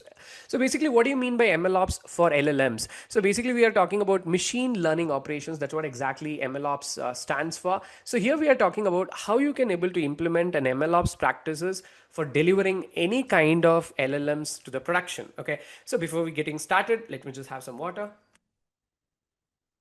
Okay, so obviously we discussed about fine tuning, isn't it? See, obviously, not every organization will be jumping into the concept of, okay, let me fine tune my own model. Obviously, once they have a desired need, they want to go ahead and fine tune their models. I mean, they want to take their own internal organization data and they want to fine tune their model, and they want to go ahead and deploy their own model to the production. So, and let's say they want to implement some kind of an automation over there. This is where we are talking. We'll be also talking about MLOps for LLMs. So it's all about, let's say, the first foremost step. So obviously a data preparation and versioning. So you'll be bringing a lot of data, internal data of your organization that you want to fine tune on top of, let's say, the existing foundation model that's outside in the market. So you want to prepare the data, and your data might have a versions. So you bring your data. Then comes, you'll be building a pipeline for, let's say, fine tuning your model. So let's say I might take an existing Llama model, which is open source model. I might take Mistral model, which is an open source model, a DeepSeek model. I might take this model and I will take my own data and I will be started fine tuning it. So what happens post fine tuning job? I will be having my artifacts. What do you mean by artifacts here? So artifacts are basically what we're talking about. Let's say each and every time when you fine tune your model, you'll be getting your own version of a model. Okay, so let's imagine, let's say version 1 may not be the only model that you might be deploying to the production in the future. You might go ahead and fine tune again and again. You might produce different versions of model, n number of versions of model.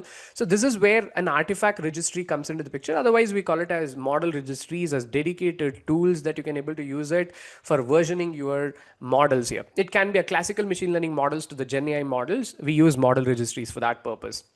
Let's say then we are talking about let's say now you have your first version of a model. Let's assume, okay, what is next step? The next step, I want to go ahead and deploy this version 1 of your own fine-tuned model to the production. So this is where again I will be having another pipeline which picks the first version of a model or whatever the version that you have trained. It picks the best performing model that you do have, then it goes ahead and deploys your model to the production. So once your model is deployed to the productions, from there you can able to start using this model along with the prompting or maybe a RAG. You can go ahead and use it for your own applications, right? So this is where once the model has been deployed to the production, this is where prompting comes into the picture from your users and the predictions will be generated. Then comes the foremost important thing that we will be discussing throughout this particular program is responsible AI. So what is responsible AI? We'll discuss that in the next particular slide here. So, but let's say why responsible AI plays very important role. So obviously when we're talking about responsible AI, it's all about a responsible way of your organizations, your developers are building a generative AI application, a responsible innovation that we call. You know that today when we're talking about in the world of generative AI, so generative AI can be misused in various different ways. So consider that, let's say we are talking about, it can be a text generation model, image generation model, video generation model. It can be anything. So consider that today, if let's imagine the model without responsible AI. So any users of yours can able to generate an offensive content, right? Offensive text can be generated. Offensive text can able to hurt someone. People can able to generate an offensive pictures, offensive videos. So this is where responsible AI comes into the picture. Responsible AI is all about, let's say you will be defining the set of rules that your AI will be also following, and as well as your user will be following. So let's say if an user or an AI, if it generates any offensive content, responsible AI just filters that out. So that's how it's going to work. Okay, saying that we do understand. So what is MLOps for LLMs? It's all about learning how to build a complete automation to deliver any kind of an AI to the production here. So then comes the far most really important thing here. Let's say we are talking about monitoring and performance evaluation. So obviously when we're talking about generative AI engineers are more of development work. As we discussed already, you'll be hardly working on building a generative AI applications for different problems that you want to solve for different organizations. But as we're talking about, let's say you'd be focusing further, you'll be going to the different positions. Let's say especially when you're going to apply for a lead positions, right, an architect kind of a positions, a specialist kind of a positions in generative AI. So monitoring and performance evaluation plays very important role we get to cover in this particular program. So what do you mean by monitoring and a performance evaluation that I'm talking about? So let's say monitoring ensures, let's say, real-time tracking of a model that you have. Maybe let's say you're building any kind of a generative AI application. It can be a RAG based, prompt engineering based, a complete agentic AI or multi-AI agent. At the end of the day, we invoke a model. So monitoring ensures, let's say, real-time tracking of your application. Basically, we're talking about in order to monitor your model's accuracy, biases from your model, drifts, what we're talking about. So when we are talking about this LLM evaluation, basically checks a text quality. Let's say we are talking about coherence, correctness for an example. And we also use what we call it as, let's say, heuristic metrics. One second. So let's say we will be also talking about measuring the heuristic metrics, which has something called BLUE score or ROGUE score. So basically this kind of a metrics provides, let's say, a quick rule-based assessment. So how good your model is working in a production. So whether your customers are happy. See, sometimes your AI might become more harsh for your people. Maybe your AI is producing some toxic results. Definitely, right? You don't want your AI applications to produce a toxic result. The question is, how do you monitor that? Maybe consider that throughout this demo, we talked about, let's say, prompt engineering, building a RAG applications. And we talked about AI agents. You can build any kind of a Gen AI applications, but at the end of the day, how do you measure the quality? How do you measure your AI is responsible? And basically, let's say we're talking about how do you ensure that, let's say you have built some kind of a chat application for your kids, or maybe which is going to help your kids to do some mathematics, or it's going to help your kids to do some homework. How do you ensure the answers that is going to be provided by your generative application is correct? So consider that, okay, you're asking a question to a chat GPT, Gemini, Claude. So how do you ensure that the responses that AI produces is correct? Right, this is where again we'll be talking about a concept of LLM as a judge. So LLM as a judge, let's say basically it's all about again building an automation in terms of automating the evaluation for a scalable and consistent scoring. So basically the concept of LLM as a judge is simple. So consider that you have your source LLM. A source LLM is nothing but an LLM that you have used in your project. And let's say I will be bringing some kind of a judge LLM. Maybe consider that you have used GPT models as your source LLM in your application. I will be bringing a Gemini models as a judge LLM. Whatever the responses that your source LLM produce, I will be taking those responses. I will be using Gemini to evaluate that. So that's how it's going, the monitoring and performance evaluation is going to work. So together, when we are talking about this, techniques helps improve the reliability as well as an accuracy and fairness of your LLMs. Very important topic. Yes, this is where we'll be exploring a tools like MLflow and Evidently AI. So this is where we'll be learning how to use kind of a tools in order to evaluate the metrics, the biases, the drifts from your model. So saying that, then obviously we discussed about let's say the responsible AI. As we talked about, responsible AI refers to the ethical and accountable development and deployment and use of your AI systems. You build any kind of a Gen AI application, whether it is prompt engineering, AI agents, RAG based, multi-agent, responsible AI is essential. So basically it ensures that AI models and solutions are fair, transparent, secure, and aligned with the human values. At the end of the day, any kind of AI application that you develop, it's going to be used for helping someone, right? Basically, we are help. These AI applications are built for helping human beings, right? So while minimizing the potential risk and biases, right?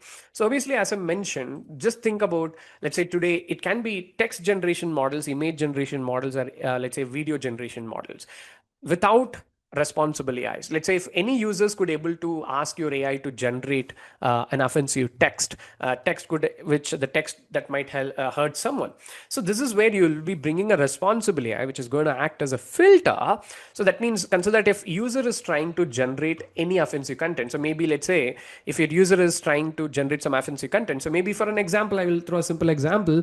Let's say what if I say that, again, let's say, can you go ahead and generate a Windows activation keys, right? We all know that Windows activation keys are, I mean, Windows is licensed software. We cannot suppose to go ahead and get the license keys like that, right? Which is an offense over there. So let's say if users are trying to generate some such kind of a keys, where responsible AI act as a filter saying, and it will throw back and response to your actual users saying that I cannot assist with the query that you asked right now.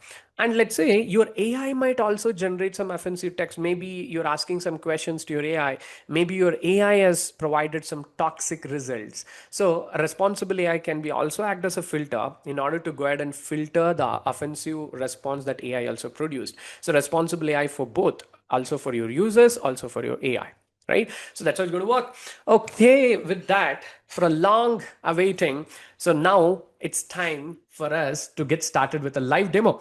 So let's get started with this awesome demo. So what I'm going to show you right now, so obviously, yes, we will be learning a lot in our program. Obviously, in this demo, I'll be going ahead and showing you how can we quickly go ahead and build an AI agent, a simple AI agent on top of Azure AI Foundry, as well as, if a time permits, I will be showing another demo. How can we use a VO 3 model? You know, the VO3 model makes a lot of sound in the market. Basically, we're talking about Google's video generation model, which generates a video along with an audio as well. So let's see, if time permits, I will show you the demo on both. Now let's get started. Now let me just bring you the screen. Yep. I believe you could able to see my screen. So obviously, I have already created my, let's say what we call it as Azure AI Foundry project. So we'll be getting started with Azure AI Foundry in detail when we're getting started with a live session. On top of Azure Cloud, I already created an Azure AI Foundry hub as well as a project. So here you can able to see right now I'm on top of Azure AI Foundry. One second, let me have some water. We'll get started quickly. Okay. So right now we are on top of Azure AI Foundry. So we will be getting started with Azure AI Foundry in detail, end to end. When we are getting started with the program, we'll be exploring all these options that we do have in detail. But anyway, let's have some quick tour of few options that you can able to find, right? So right now, let's say in an overview page where you can able to initially find an API keys, SDK informations for any organizations to go ahead and build a generative AI applications. So we'll go for model catalog. So model catalog, is, let's say we know what is a catalog is. So model catalog is a catalog where you can go ahead and find all the different kind of models which is been available on top of Azure AI Foundry. See, as we're talking about, let's say Azure itself, they might have their own GenAI models, and Azure has partnered with other providers. Like, let's say, obviously, as we discussed, Azure has a closed, I mean, Azure has an investment on OpenAI. You can find all the OpenAI models on top of. Let's say Azure AI Foundry, you can able to see that the latest GPT-5 Pro models are available on top of, let's say, Azure AI Foundry. Not just that, you can able to see we do have models from Grok, Elon Musk, you know it. And if I scroll down, you can able to see a lot of other models. You can see models from DeepSeek. So if you scroll down, you can see the models from Llama. So we do have all the latest Llama models on top of Azure, like Llama for Scout, Llama for Mavic. We do have models from Cohere, again from Mistral. There are a lot. You can able to go ahead and browse through, let's say, different kind of providers that we do have. So you can able to easily go ahead and pick the model. So here you can able to see the different providers that we do have: OpenAI, Mistral, Microsoft, Core, Photo, Cohere, right? A different kind of providers where Microsoft has collaborated with. So what we will do, first step, I will show you how to deploy this model to the production first of all. Okay. So here, yes. So I will be going ahead and picking a, let's say, a simple model. So I will go ahead and pick GPT-4 or GPT-4 or even a GPT-5 we can pick, not a problem. So here I will be simply going ahead and pick, let's say, GPT-4o model. Perfect. So once I select this model, all I need to do, click on this, use this model. So once I click on this, use this model, and you can able to see the basic informations of what we're going to deploy. So this is the name of my deployment. I will be calling it as GPT-4o. There are different kind of deployment types. There is something called global standard, I mean, our global batch. There are different options. We'll talk about what is this different deployment types later when we are getting started with the live session. And you can also see where exact region this particular model is going to be deployed. So by default, it's going to be deployed on East US2. That is perfect. I will simply click on deploy. That's it. That's all what I need to do. Okay, so let the model be deployed. In the meantime, the model is getting deployed. So let me just talk about what is this AI agent that I'm talking about. Okay, so let's say we're going to build a personalized a travel assistant AI agent. So what do you mean by that? So consider that we all go for our vacations, trips with your families. It can be your friends. See what we do. We go ahead and book some packages, right? So there are a lot of, I mean, tourist guide companies outside in the market. I mean, internet. You can go ahead and talk to them. You can book, let's say, 5 days, 5 days, 6 nights trips for different countries. Let's say maybe you want to go for Paris. You want to go for Andaman. You want to go for Switzerland, etc. You might, like, I mean, we all have our own dreams, definitely, right? So what if, let's say, instead of you making a call, let's say, for an example, let's say if I want to plan a trip for Switzerland, I might be going ahead and making a call to the, let's say, a travel agent company where I will go ahead and browse for the informations. I will be asking a couple of questions. So what would be the costing? What are the destinations? How many, I mean, first day, where are we visiting? Second day, where are we visiting? What are we going to do? Where are we going to have a dinner? So we all have those questions.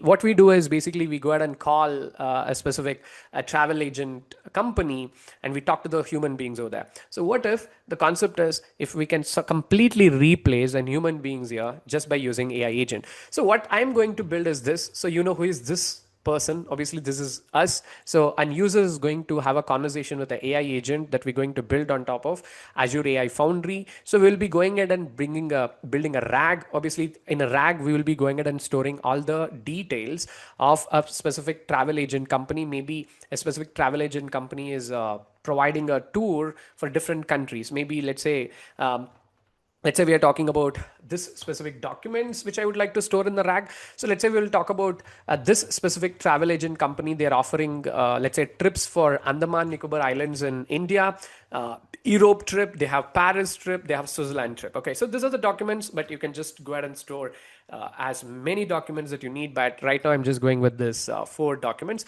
If I go ahead and enter inside this documents, all you can able to see a complete brief description about a complete details about a tour, Let's say here we have amazing Andaman, the duration, number of nights that you're going to spend, number of days that you're going to spend, some destinations that you're going to visit. And I do also have some costing, a per person per day. I just put it as 1,000 rupees a day.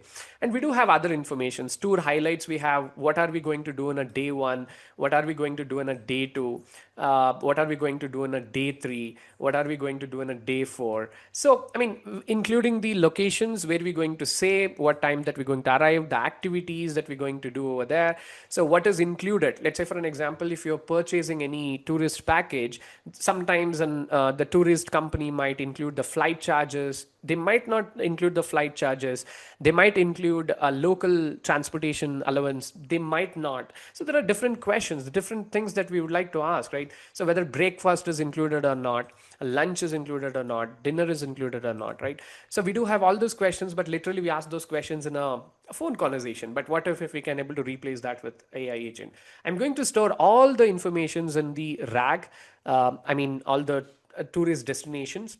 And then here I have a tool. Basically, when I'm talking about AI agents, our agentic AI is all about an actionable AI. So AI agents can able to take an action behalf of us. So here I have something called GST calculator tool, because let's say here I'm going to say my query would look like, I'm planning for a trip to Switzerland. I'm just coming, let's say I'm planning to come with five people's, I mean, which is my family. I would like to know what would be costing for five people's when I want to visit Switzerland. So obviously here the GST calculator tool will be triggered by AI agent. So your AI agent will call this GST calculator tool in order to calculate what will be the total bill amount with the GST that I'm going to pay. Very much simple.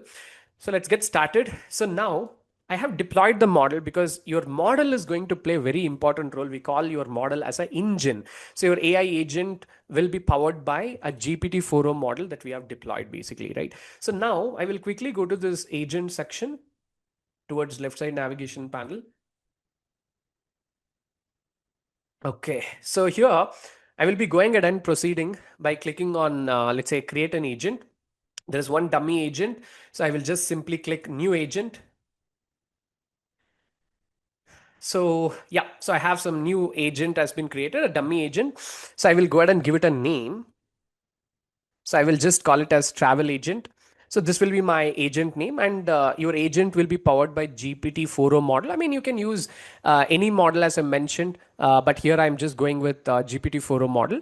And here I'm going to allocate some instructions. And instructions is basically what is a duty. So basically we can able to allocate some skills to your AI agent. So this is what my AI agent has to do. You're a personal travel assistant helping people plan their holiday trips and recommend the best places to visit. Perfect.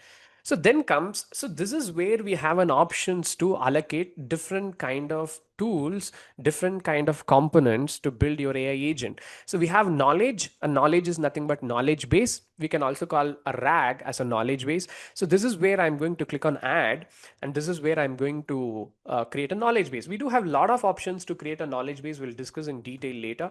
So what I'm going to do, I'm going to quickly go ahead and upload all the files that I do have in my local PC to go ahead and create what we call it as a vector store. So here I will simply click select local files. Yeah, here are all the four documents that I'm talking about. I'm going to click open. I'm going to upload and save all the four files. So I mean, with this four documents, I'm going to create a vector store. A vector store can be also called as a RAG, or let's say, I mean, a vector store is basically what we're talking about, a DB. So where we go ahead and query for the context, as we discussed already in our architecture. Perfect.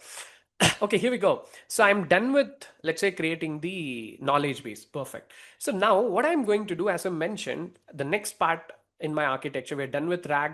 The next thing is we need to go ahead and calculate a GST calculator. A GST calculator, for an example, it comes under, let's say we are talking about an actions. So what kind of an actions that your AI has to take? So let's say I will be chatting with AI. I will be asking, okay, I would like to visit Switzerland for five people. So what will be the, let's say, a GST bill for me? So what happens when you're asking such kind of a questions? Your AI will use tools that I've attached under actions in order to calculate that GST bills. So I will quickly go ahead and click add. There are different tools that you can able to link, which can be part of your tools. You can also call a functions. But here, what I'm going to do, I'm going to call a code interpreter. So what exactly a code interpreter does? Here it will go ahead and execute a code in order to calculate a in order to calculate a GST. So what I will do, so here we can go ahead and upload any different kind of a code. It can be C, C++, Python. Yes, I do have a Python code. Let's say this is the Python code that I do have. All it does basically, I will be not going into this code in detail. So basically here the GST is for 10%. So it's going to read the total number of days in and let's say number of peoples that we're going to visit and number of days. Based on that, it's going to calculate a GST. I will be simply going ahead and selecting this particular Python script. So here we go. I do have this Python script. Yep. So this is going to be my tool. I will simply click upload and say, that's it. We are all done. Okay. So that's it. We are all done. So now let me just wait for this tool to be created. Okay, perfect. It's getting ready. Yeah, perfect. That's it. We do have our AI agent that is ready. So the name of our agent is called Travel Agent. It's going to use a model GPT-4o model. It has a knowledge base. It has a tool. And we do have model settings like temperature and top P. These are basically what we call it as hyperparameters. We'll discuss in detail later. So this hyperparameters would helpful for you to understand how good your output you're looking forward. Let's say we are talking about whether you need more creativity or you want more desired results. Yeah, this is good. So what I will do, I will simply scroll up and you can see we do have an option called try in playground. Yep. So I will be simply going to the playground. Yes. So this is where I can go ahead and chat with my AI agent. Yep. So now let me just get started. So what I'm going to do is this, right? So let's say here I have my, let's say details. So I will be opening any one of the document here. Perfect. So let's say this is the Andaman document. Perfect. So now let me just go ahead and type the query, right? So I am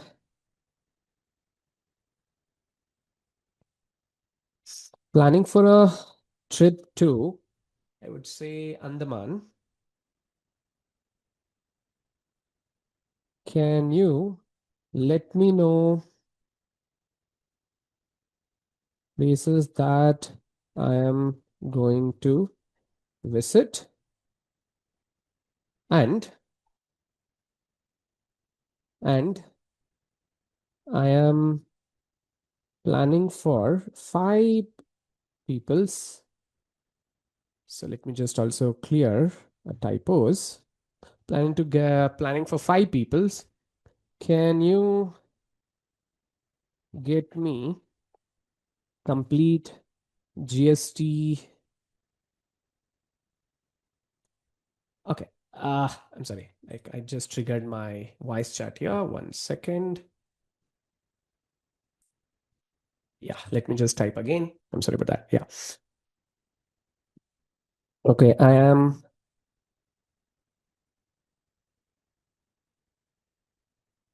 planning for trip to Andaman with 5 peoples. Can you get me places that I am going to visit and use the tool to calculate GST?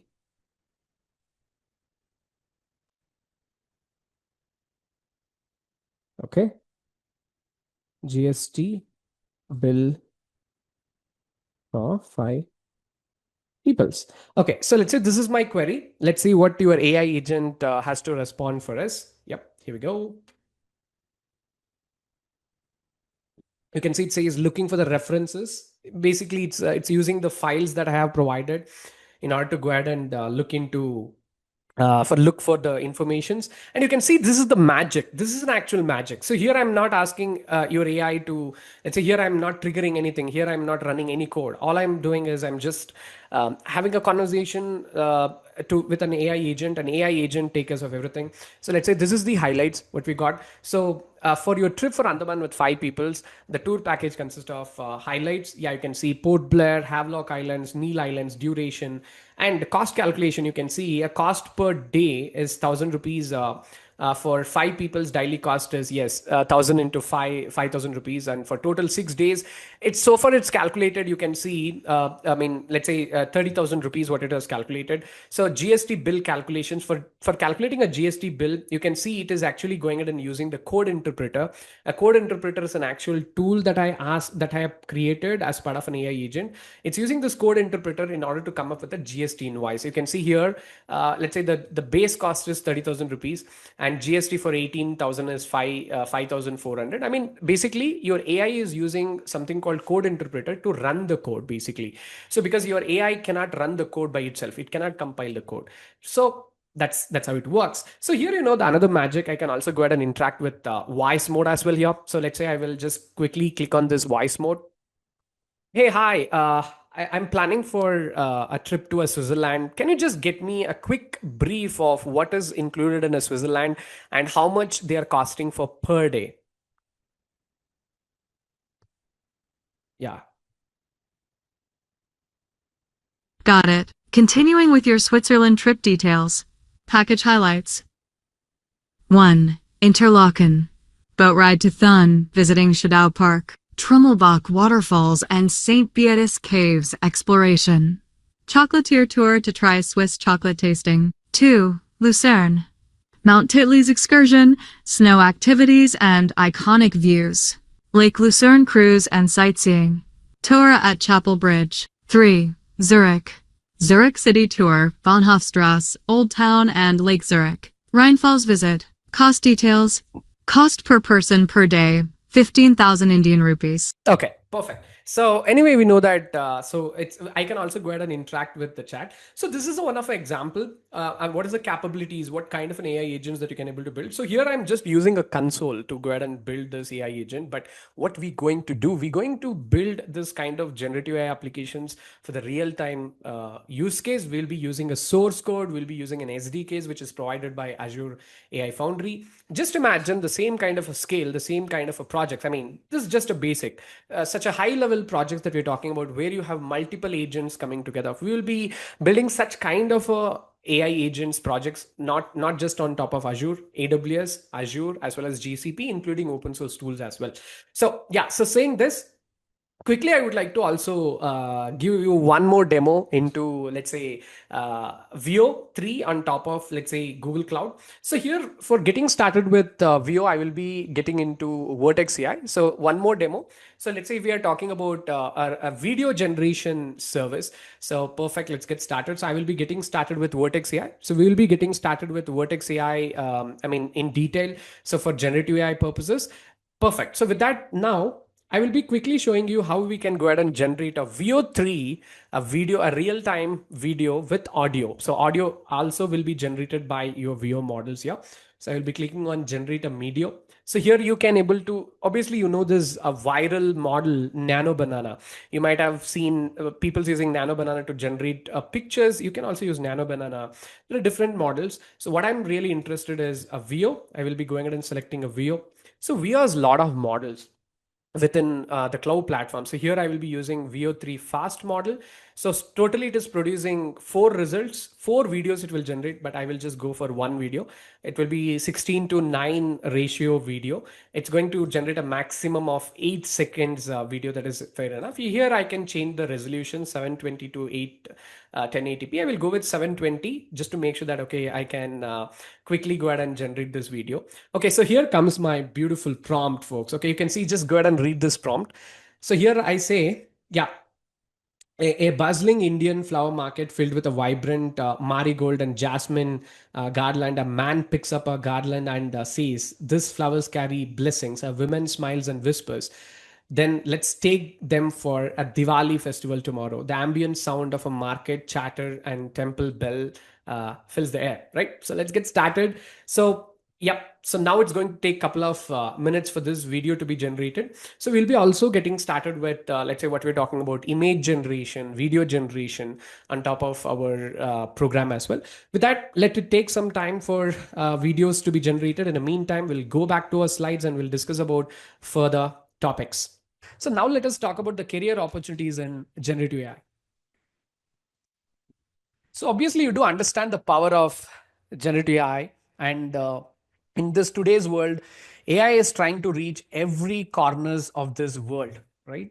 So, and again, here's a quote. It's not a quote; it's a reality, which is quoted by Bill Gates. You know that Bill Gates is pretty much famous as a founder of Microsoft, and now he is pretty much famous of making the predictions of a future. So he did predict at a pandemic. Yes, pandemic just happened in this world, and again, Bill Gates just said it's just 3 months ago. He says AI is the first technology that has no limits. So what do you mean by that? So what do you mean by AI is the first technology that has no limits? So let's talk about your existing technology that you work. See, consider that when we are talking about a different technology that we use in a software development, we talked about blockchains. Blockchains are buzz in for the last previous years, but we are not talking more about blockchain because everything has a saturation. We are talking about DevOps. So DevOps is a standard practice. It has a set of practices that we use, and DevOps has now evolved throughout this world. And DevOps has a saturation. It has its own limits. What we can do with that, right? It is used for building an automation. It can be any software development. But now let us talk about AI. AI has no limits. AI is evolving in a different direction, isn't it? Because let's say we are talking about in early stage, we are talking about simple models. We are talking about machine learning, artificial intelligence, deep learning. Today we are talking about generative AI. So, do you think generative AI will be getting saturated? No. Next to generative AI, we're talking about AI agents. Then what else? We are talking about AGIs, right? Artificial general intelligence. What else after AI, AGIs? We are talking about something called ASIs, artificial super intelligence. So, AI, as Bill Gates said, it's the only technology that has no limits. Okay, this looks like a beautiful quote, isn't it? What does that really matters for you? See, consider that most of the peoples when I talk, they say that okay, Sharath, I'm in a bench, I'm in a specific domain where I don't see the growth. It's stagnated here. I mean, I stuck. I couldn't able to learn much. I don't see a growth here because obviously every technology has its own saturation stage, right? So if you're looking for the career where you never see that particular saturation, AI is the best position for you, right? So that's why where everyone in this world is running beyond AI and why everyone is willing to learn AI here, right? So yes, are you willing to be in a position where you see a continuous evaluation, development in a technology, so where you can keep on learning and you can able to double and triple your salaries? So that's where AI is the best position for you folks. Okay. So when I'm talking about who can be part of generative AI, who should learn this, right? It can be anyone from the tech platform. It can be any tech professionals. Or you can be an existing AI or machine learning engineer. You can be a data scientist, a researcher, and you can be a software engineer as or a developer because you can able to build a generative AI solution for any organization. There is no need for you need to know a data science here, machine learning here. It's not required. You can be a cloud engineer or DevOps engineer. You would like to transform yourself into generative AI, or you can be applied scientist or AI enthusiast, or you might be a startup founder and entrepreneur where you're looking for developing or solving a specific problem for any organizations here. So you might be let's say a product manager or a business leader, or you can be anyone who is interested to get into the AI, right? So now let us talk about let's say a specific jobs that is originated from generative AI today. It can be, let's say we're talking about AI prompt engineering. So once you learn generative AI, you can become AI prompt engineer. You can become AI compliances manager, obviously generative AI engineer, generative AI product manager, generative AI design specialist, AI architects, and existing AI architects. So these are a new jobs which has originated, and you can be part of an existing jobs as well. So you can be a data scientist, you need a generative AI. Or let's say you want to become AI architect, you need generative AI, or AI researcher, or AI safety manager, or a machine learning engineer, or an MLOps engineer, or any tech professional. Consider that. So every organization, they want to integrate AI in some fashion. You need to know how to work with RAG system, how to do a prompt engineering, right? So how to play with the data. So it can be any software developer, a full stack, front end, back end, a cloud engineer, or any software developer. So yes, they need generative AI for a unique problem statements that you can solve for any different organizations. And let's talk about how does the numbers would look like, right? The income potential for generative AI here, right? So definitely when I'm talking about, let's say an average salary, I'm talking about someone who has let's say a 2 to 3 years of experience, right? So 2 to 3 years of experience according to any MNC standards, right? So an average salary in Bangalore, you can able to see it starts from 46.7 lakhs. Obviously it varies depending on the organization. So, and again, when I'm talking about an average salary across India, it will be around 44.9 lakhs. Let's say if you're looking for an average salary in Pune, it is 43.1 lakh. And and based on your experience range, this salaries could able to triple. I mean, or let's say, depending on what you're getting currently as well, right? And again, a global average is really higher, right? So we are talking about an average salary for generative AI engineer across US somewhere around obviously 115K dollars uh, per year, right? So, and again, let's say when I'm talking about the AI job vacancy trend, right? So, because every organization has a use case today, right? Because they want to build a simple chat applications to, maybe we are talking about an example of how Policy Bazaar could able to um, solve a problems of picking a best policy, or it can be any kind of a use cases in health sector, finance, banking, e-commerce, everywhere there's a use case. So, and again, there's a greater need for an AI engineers, someone who can able to understand generative AI and they can build applications for them, right? And now let us talk about how much time you got. So, do you think you have all the time in this world? Definitely not. Let's talk about a simple example. Always, I would like to mention it took 10 years to replace a cameraman and a pilot. So, what is this use case? You know that drones, drones is revolutionizing a media industry today. But let's just imagine the world before drones, where a chopper and a cameraman is, taking a huge risk in shooting a movie or a video or a news. And this industry took 10 years to replace. Do you think you have such kind of a time so where you can postpone the things? Never. See, consider that the only industry which is transforming faster is AI, because each and every day there's a new update. Each and every day someone is crashing the market, stock market. You know that DeepSeek just crashed the market few months ago. And we're not just today talking about DeepSeek alone, such kind of a models. The year 2025 will be the year of AI agents. And again, then it's going to be evolve, and we are talking about AGIs, ASIs, etc. Right? So AI is transforming pretty much faster. That means if you want to get into the race of getting into the AI, you don't have a much time for. You don't have a much time. You can get into it, and you can able to get started immediately here. Right? Okay. With that, so now let's get started. Here we go. Obviously, our actual live sessions are going to get started with 10th of November. So we'll be getting started with our next batch of generative AI specialization program. So where you can learn generative AI from scratch, generative AI on top of multi-cloud. So where you can able to learn building an AI agents and multi-AI agents. So this program will be starting from the 10th of November. So let's say we are talking about let's say somewhere around 2.5 months to 3 months program it is. Let's say we are talking about we'll be having a live sessions every day. That is, we are talking about Monday to Friday, hardly 2 hours of sessions. We're talking about 8:30 p.m. to 10:30 p.m. starting from 10th of November. So every next day we'll be receiving access to the recordings. So here we go, the next further step. Let's talk about the program workflow. So how does it works like? So as I mentioned, so every weekdays, that is Monday to Friday, 8:30 p.m. to 10:30 p.m., we'll be having a live sessions. Every next day, you will be getting an access to the recordings. You can access our recordings through our LMS portal. And even on the same weekdays, we'll be also having what we call it as debugging sessions. So this debugging sessions are optional to attend. So we'll be having at least 2 to 3 debugging sessions. So this debugging sessions will be happening 1 hour before a session. So consider that, okay, you have some bugs.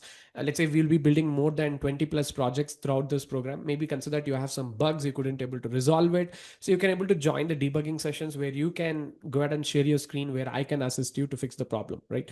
So saying that, let's talk about the key features of our program. As we discussed, generative AI specialization program is a multi-cloud Gen AI program, including open source tools. Let's say we're talking about somewhere around 90 plus hours of live session, more than 50 plus hands-on labs. We are talking about around 20 plus real-time projects, one-on-one debugging sessions, right? So when I'm talking about projects, the way we work is completely unique. So you know what is a USP of our program is one USP is basically the live sessions. Let's say we are talking about 20 plus real time projects. All these projects will be done during the live session itself. So consider that whatever I do on my screen, parallel you will be going ahead and doing it on your screen. That's how it's going to work.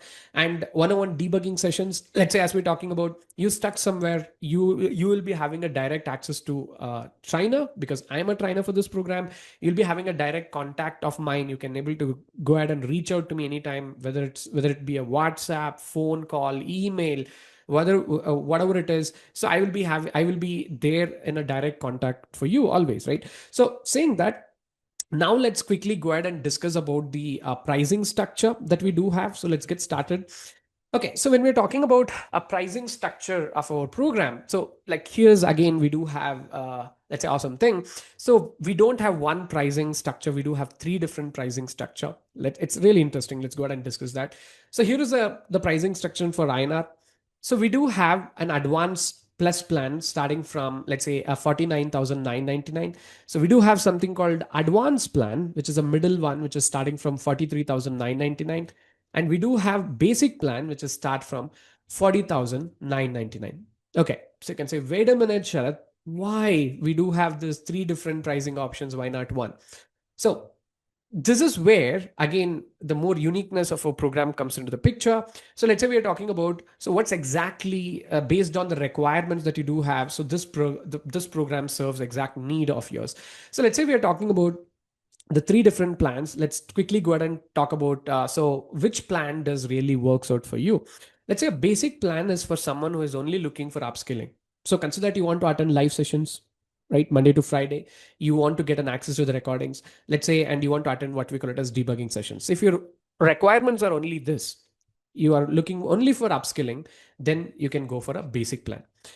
Otherwise, let's say if you're looking for more premium support, you're looking for a post completion of this particular program support. So this is where you can go for either advanced or maybe advanced plus plan. So most of the working professionals, they look for either advanced plus plan or advanced plan. So what is there in advanced plan? Everything in a basic plan is already included in advanced and advanced plus, like live training, let's say access to the recordings and debugging sessions are common. But what is so much unique here? Let's say we are talking about 6 months of technical job support, a resume preparation, our bonus reattendance opportunity. So what is this bonus reattendance opportunity? We do have it on both advanced and advanced plus plan. So bonus reattendance opportunity will get you two chances to take a live session. That means, let's say you're joining our current batch, which will be starting from 10th of November. Even after you completing the November batch, you'll be getting one more chance to take the right next batch completely for free of cost. Why? Because maybe most of the folks who are attending our programs are working professionals. Maybe if you have sometimes if you're going to miss some of the live sessions, you get one more chance to retake the next batch as well. Then comes, let's say you do get 6 months of technical job support in advanced plan. In advanced plus plan, you get 1 year support. Let's quickly go ahead and talk about what is this job support, how does it really works, right? So let's say when I'm talking about a support for job, it's a 4-step framework. So this is where we play very important role, right? So this program is not just about learning generative AI. It's post completion of learning generative AI, how you can go ahead and land to your dream job of generative AI engineer, an architect, or a lead. How can we help you? So this is where the step one. So we will be helping you in resume preparation.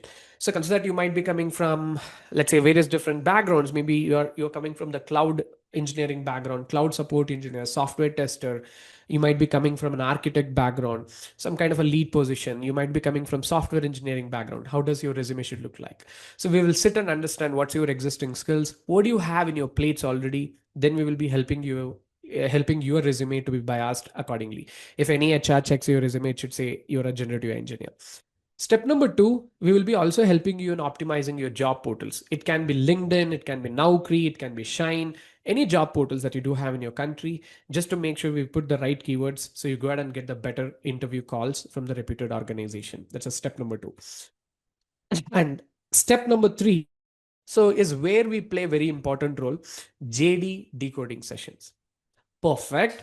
Post completion of a job, you all have a skills on GenAI, but how exactly you're going to face an interview? So this is where a JD decoding sessions comes into picture. Let's assume maybe you have an interview day after tomorrow. So before you going ahead and attending an interview, so you will be bringing a JD and we will be going ahead and sitting for a discussion, right, with that JD. We analyze the kind of a tools they're looking forward, what kind of a cloud platforms they're looking forward, and definitely we're going to demonstrate some experience on your resume in terms of GenAI. But definitely they're going to ask you one question. So tell me, what have you done in terms of GenAI in a previous organization, right? So you need to have some kind of a story. So we'll be helping you in narrating the story based on the projects that we have built during our program. And step number 4 is technical job support. So what do you mean by technical job support? Let's assume, okay, now you got a job, you're working, you're stuck somewhere. So you need some assistance, right? You need some sample code, you need some consulting, you need some debugging sessions, an architecture review, or brainstorming sessions. You can still use this support.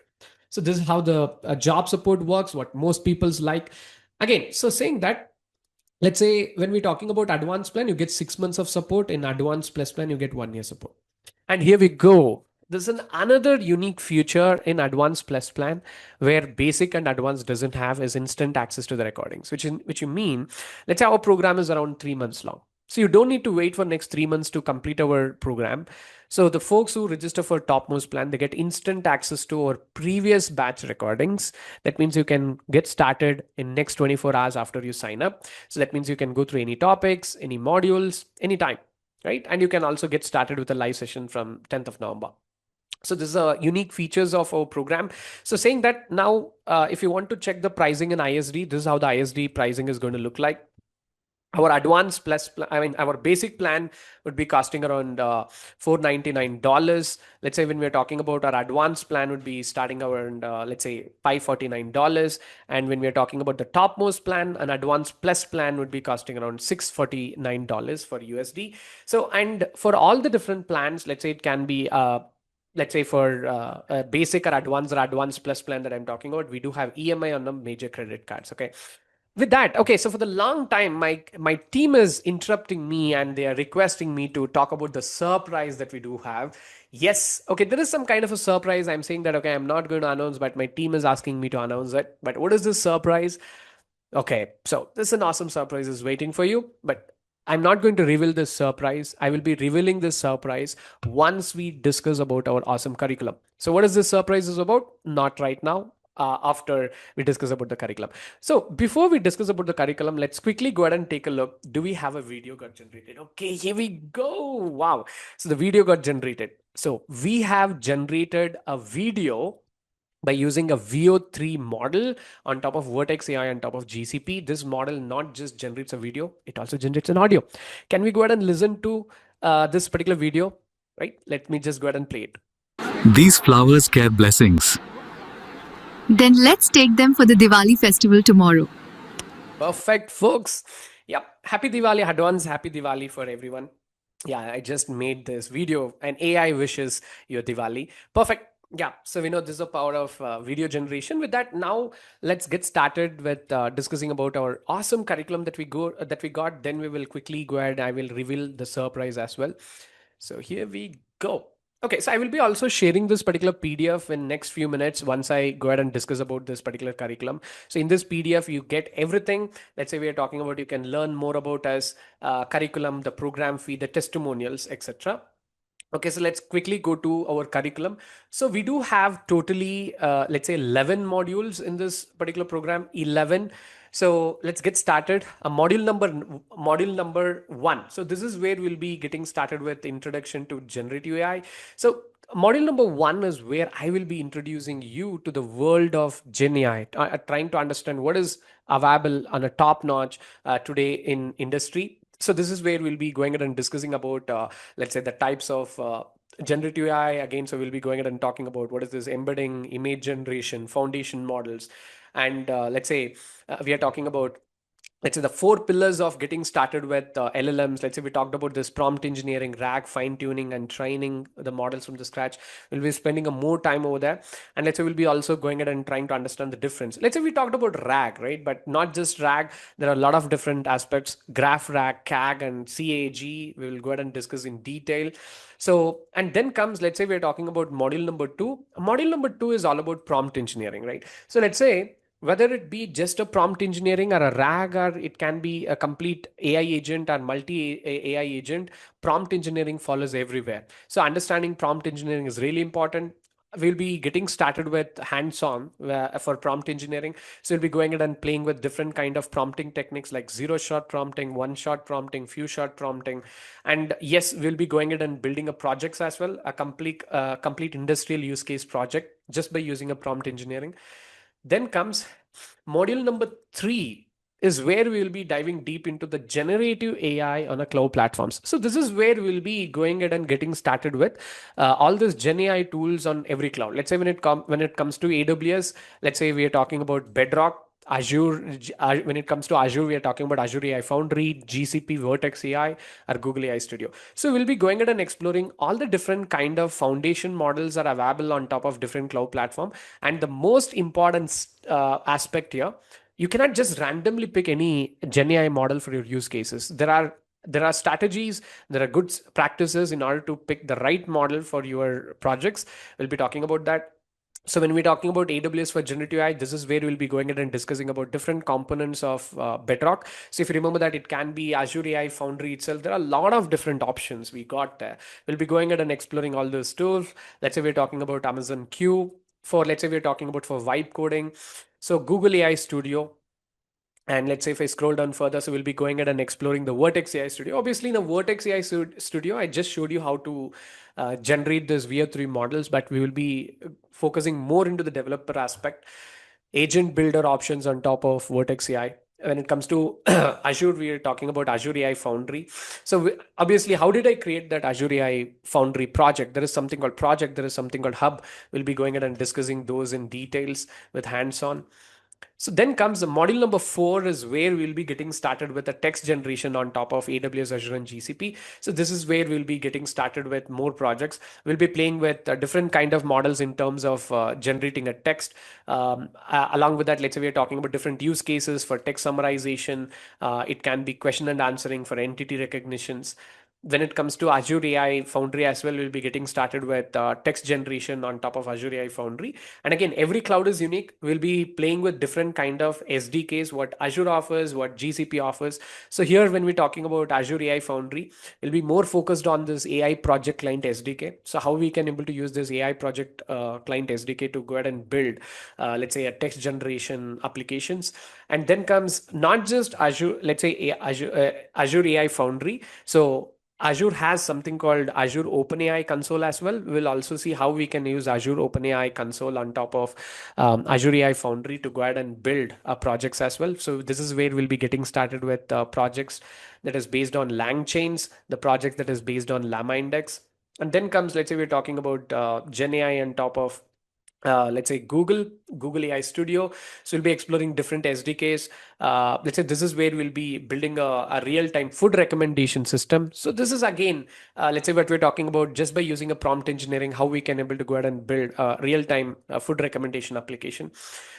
Then comes module number 5, is where we'll be going ahead and playing with a RAG, right? So let's say we are talking about retrieval augmented generations. So on top of Amazon Bedrock, they call it as knowledge base. We'll see how we can able to create a production grade RAG applications, how we can able to feed a data to it, and how we can go ahead and build a complete end-to-end application with that.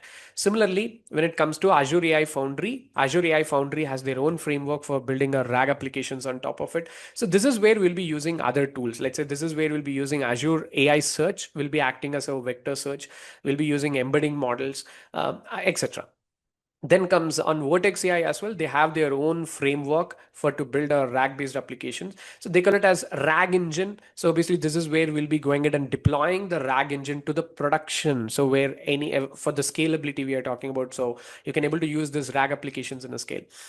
In a module number 6 is where we'll be getting started with image and video generation and multi-models. So this is where, as we're talking about, so here we just had a chance to take a look into the VO3 model, but here we'll be going in and playing with the image generation models, video generation models, and various different clouds. So for an example, Amazon Noah for video generation. So there is a use case, we'll be building, let's say, a production grade and advertising video for an organization. Similarly, we'll be playing with image generation tools on top of cloud platforms, video generation on top of Azure, image generation on top of GCP, etc.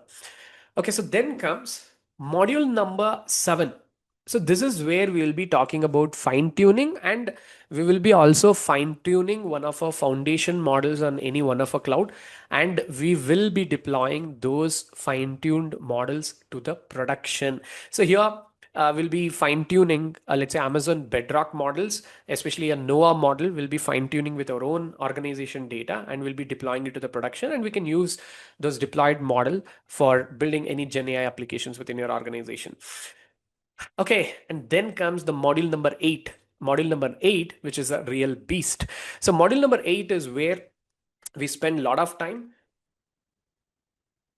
So obviously, most of the topics that we have learned from module number 1 to module number 6 will be started applying in a module number 8. So this is where we build a lot of agentic AI applications. Let's say obviously we'll be getting started with understanding what is AI agent, the different kind of AI agent types, and let's say this will be getting started with building an AI agents on top of Amazon Bedrock. So let's say we are talking about deploying the AI agents to the production grade applications. I mean, let's say for complete deployment, we're talking about, let's say then we are talking about building an AI agents on top of using a Gemini API. Let's say for RAG, they have something called RAG engine. For AI, they have something called AI agent engine. We'll be deploying our AI agents on top of agent engine on top of Vertex AI. So as well as we'll be also using other tools like Travely as a search engine to be acting as a searching for the additional informations in the internet, which is going to act as a knowledge base. So then comes, if I scroll down on top of Azure, we'll be getting started with Azure AI Foundry. We'll be building an AI agents on top of Azure AI Foundry. And then comes furthermore, let's say on top of GCP, we'll be getting started with Google Agent Development Kit. So what we call it as ADK, especially made agent development kit for getting started with building an AI agents. So we'll be using Agent Development Kit to build any agents to deploy it on a cloud platform. So we'll be also learning how we can go ahead and interface MCP with ADK. And we do have a separate topic for agent to agent. So what we're talking about A to A, the talk of a town today, we are talking about agentic AI, or let's say multi-agent protocols. We will be getting started with A to A, and we'll be building a complete end-to-end project by using A to A.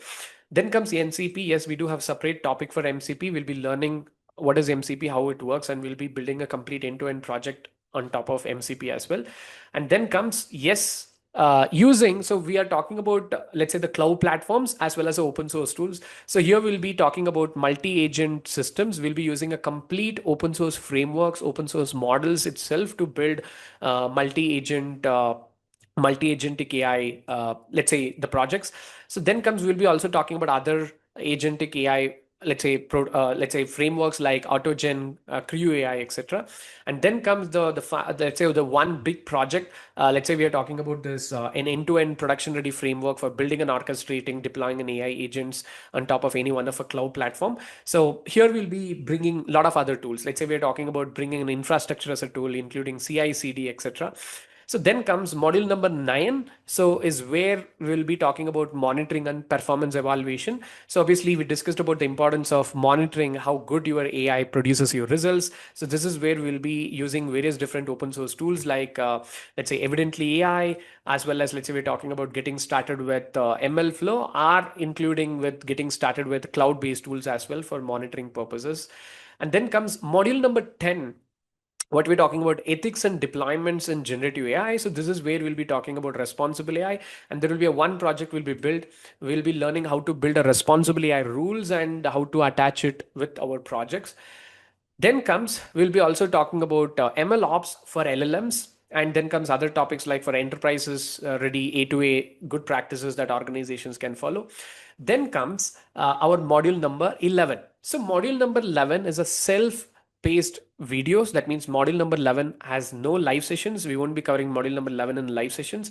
We'll be given a pre-recorded videos. So module number 11 is all about understanding other, let's say, the operation side of AI. Let's say we're talking about ML ops. So here you can get started with understanding what is ML ops, understanding the complete basics of ML ops, understanding different stages of ML ops like versioning, testing, CI/CD, etc.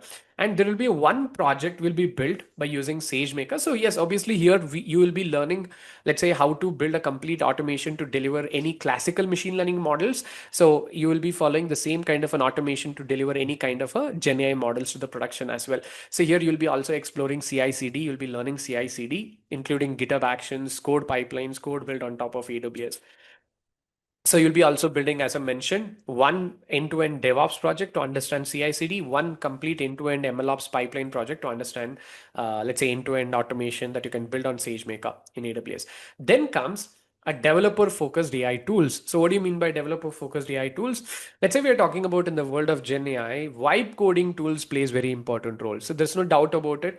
Gen AI, vibe coding, I mean, Gen AI models that we are talking about, it can be a Claude, it can be Gemini. Those models are really good at writing a code. It's better than you, better than me, better than anyone in this world. So here you'll be also exploring this vibe coding tools like Amazon Q, GitHub Copilot, as well as, let's say, we're talking about Cursor, etc. So module number 11 is a final module, which we are talking about self-paced videos. So you will be getting the same PDF. I will be sharing the links in your chat window right now. So please go ahead and take a look. So, and so you can able to find the registration buttons here itself. You can proceed with the registrations. If you scroll down further, so this is where you can able to find all the projects that we're going to build in a detail. You can go ahead and check the descriptions of each and every project. There are more than 20 plus projects that we'll be going in and building. So here comes the list of tools that we're going to master, skills that we're going to master. And here you can also go ahead and check the same pricing, both in INR and USD. You can check other features of our program. And if you scroll down further, definitely I would ask you to check our testimonials, a glimpse of our happy participants who already taken our AI programs. It can be MLOps, it can be Gen AI. So go ahead and take a look how they have achieved. So there are folks after completing our AI programs, it can be Gen AI MLOps. So there are people who are getting more than 121% of hike, not just that, as 6 different offers. And we do have people having coming from the even completely from a non-technical background. They have taken our program. They could able to crack the job immediately. Hardly folks who take our program, I have seen they take hardly 1 to 1.5 months to figure out the job. So go ahead and take a look into all the testimonials. So I have left all the testimonials from Gen AI, people from the MLOps, etc.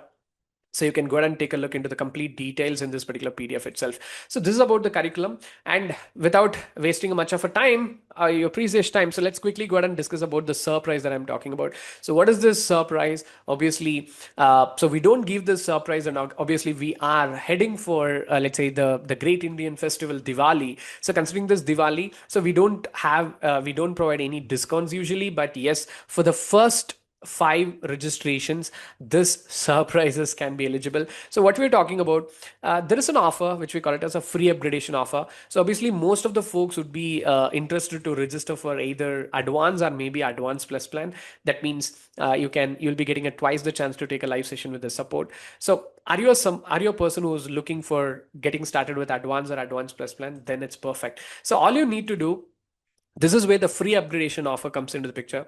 Are you interested to register for, let's say, the advanced plan, which is a topmost plan? Then don't register. Yes, don't register for advanced plan. All you need to do, you simply go ahead and register for a basic plan, which is costing around 40,999. We will be upgrading you to advanced plan for free. That means you register for basic, you get advanced. And again, as we're talking about, this offer is strictly for the first 5 registration only. It's a first come first serve, and we will be having these offers eligible till 19th of October. Hardly, I believe, till this upcoming Sunday.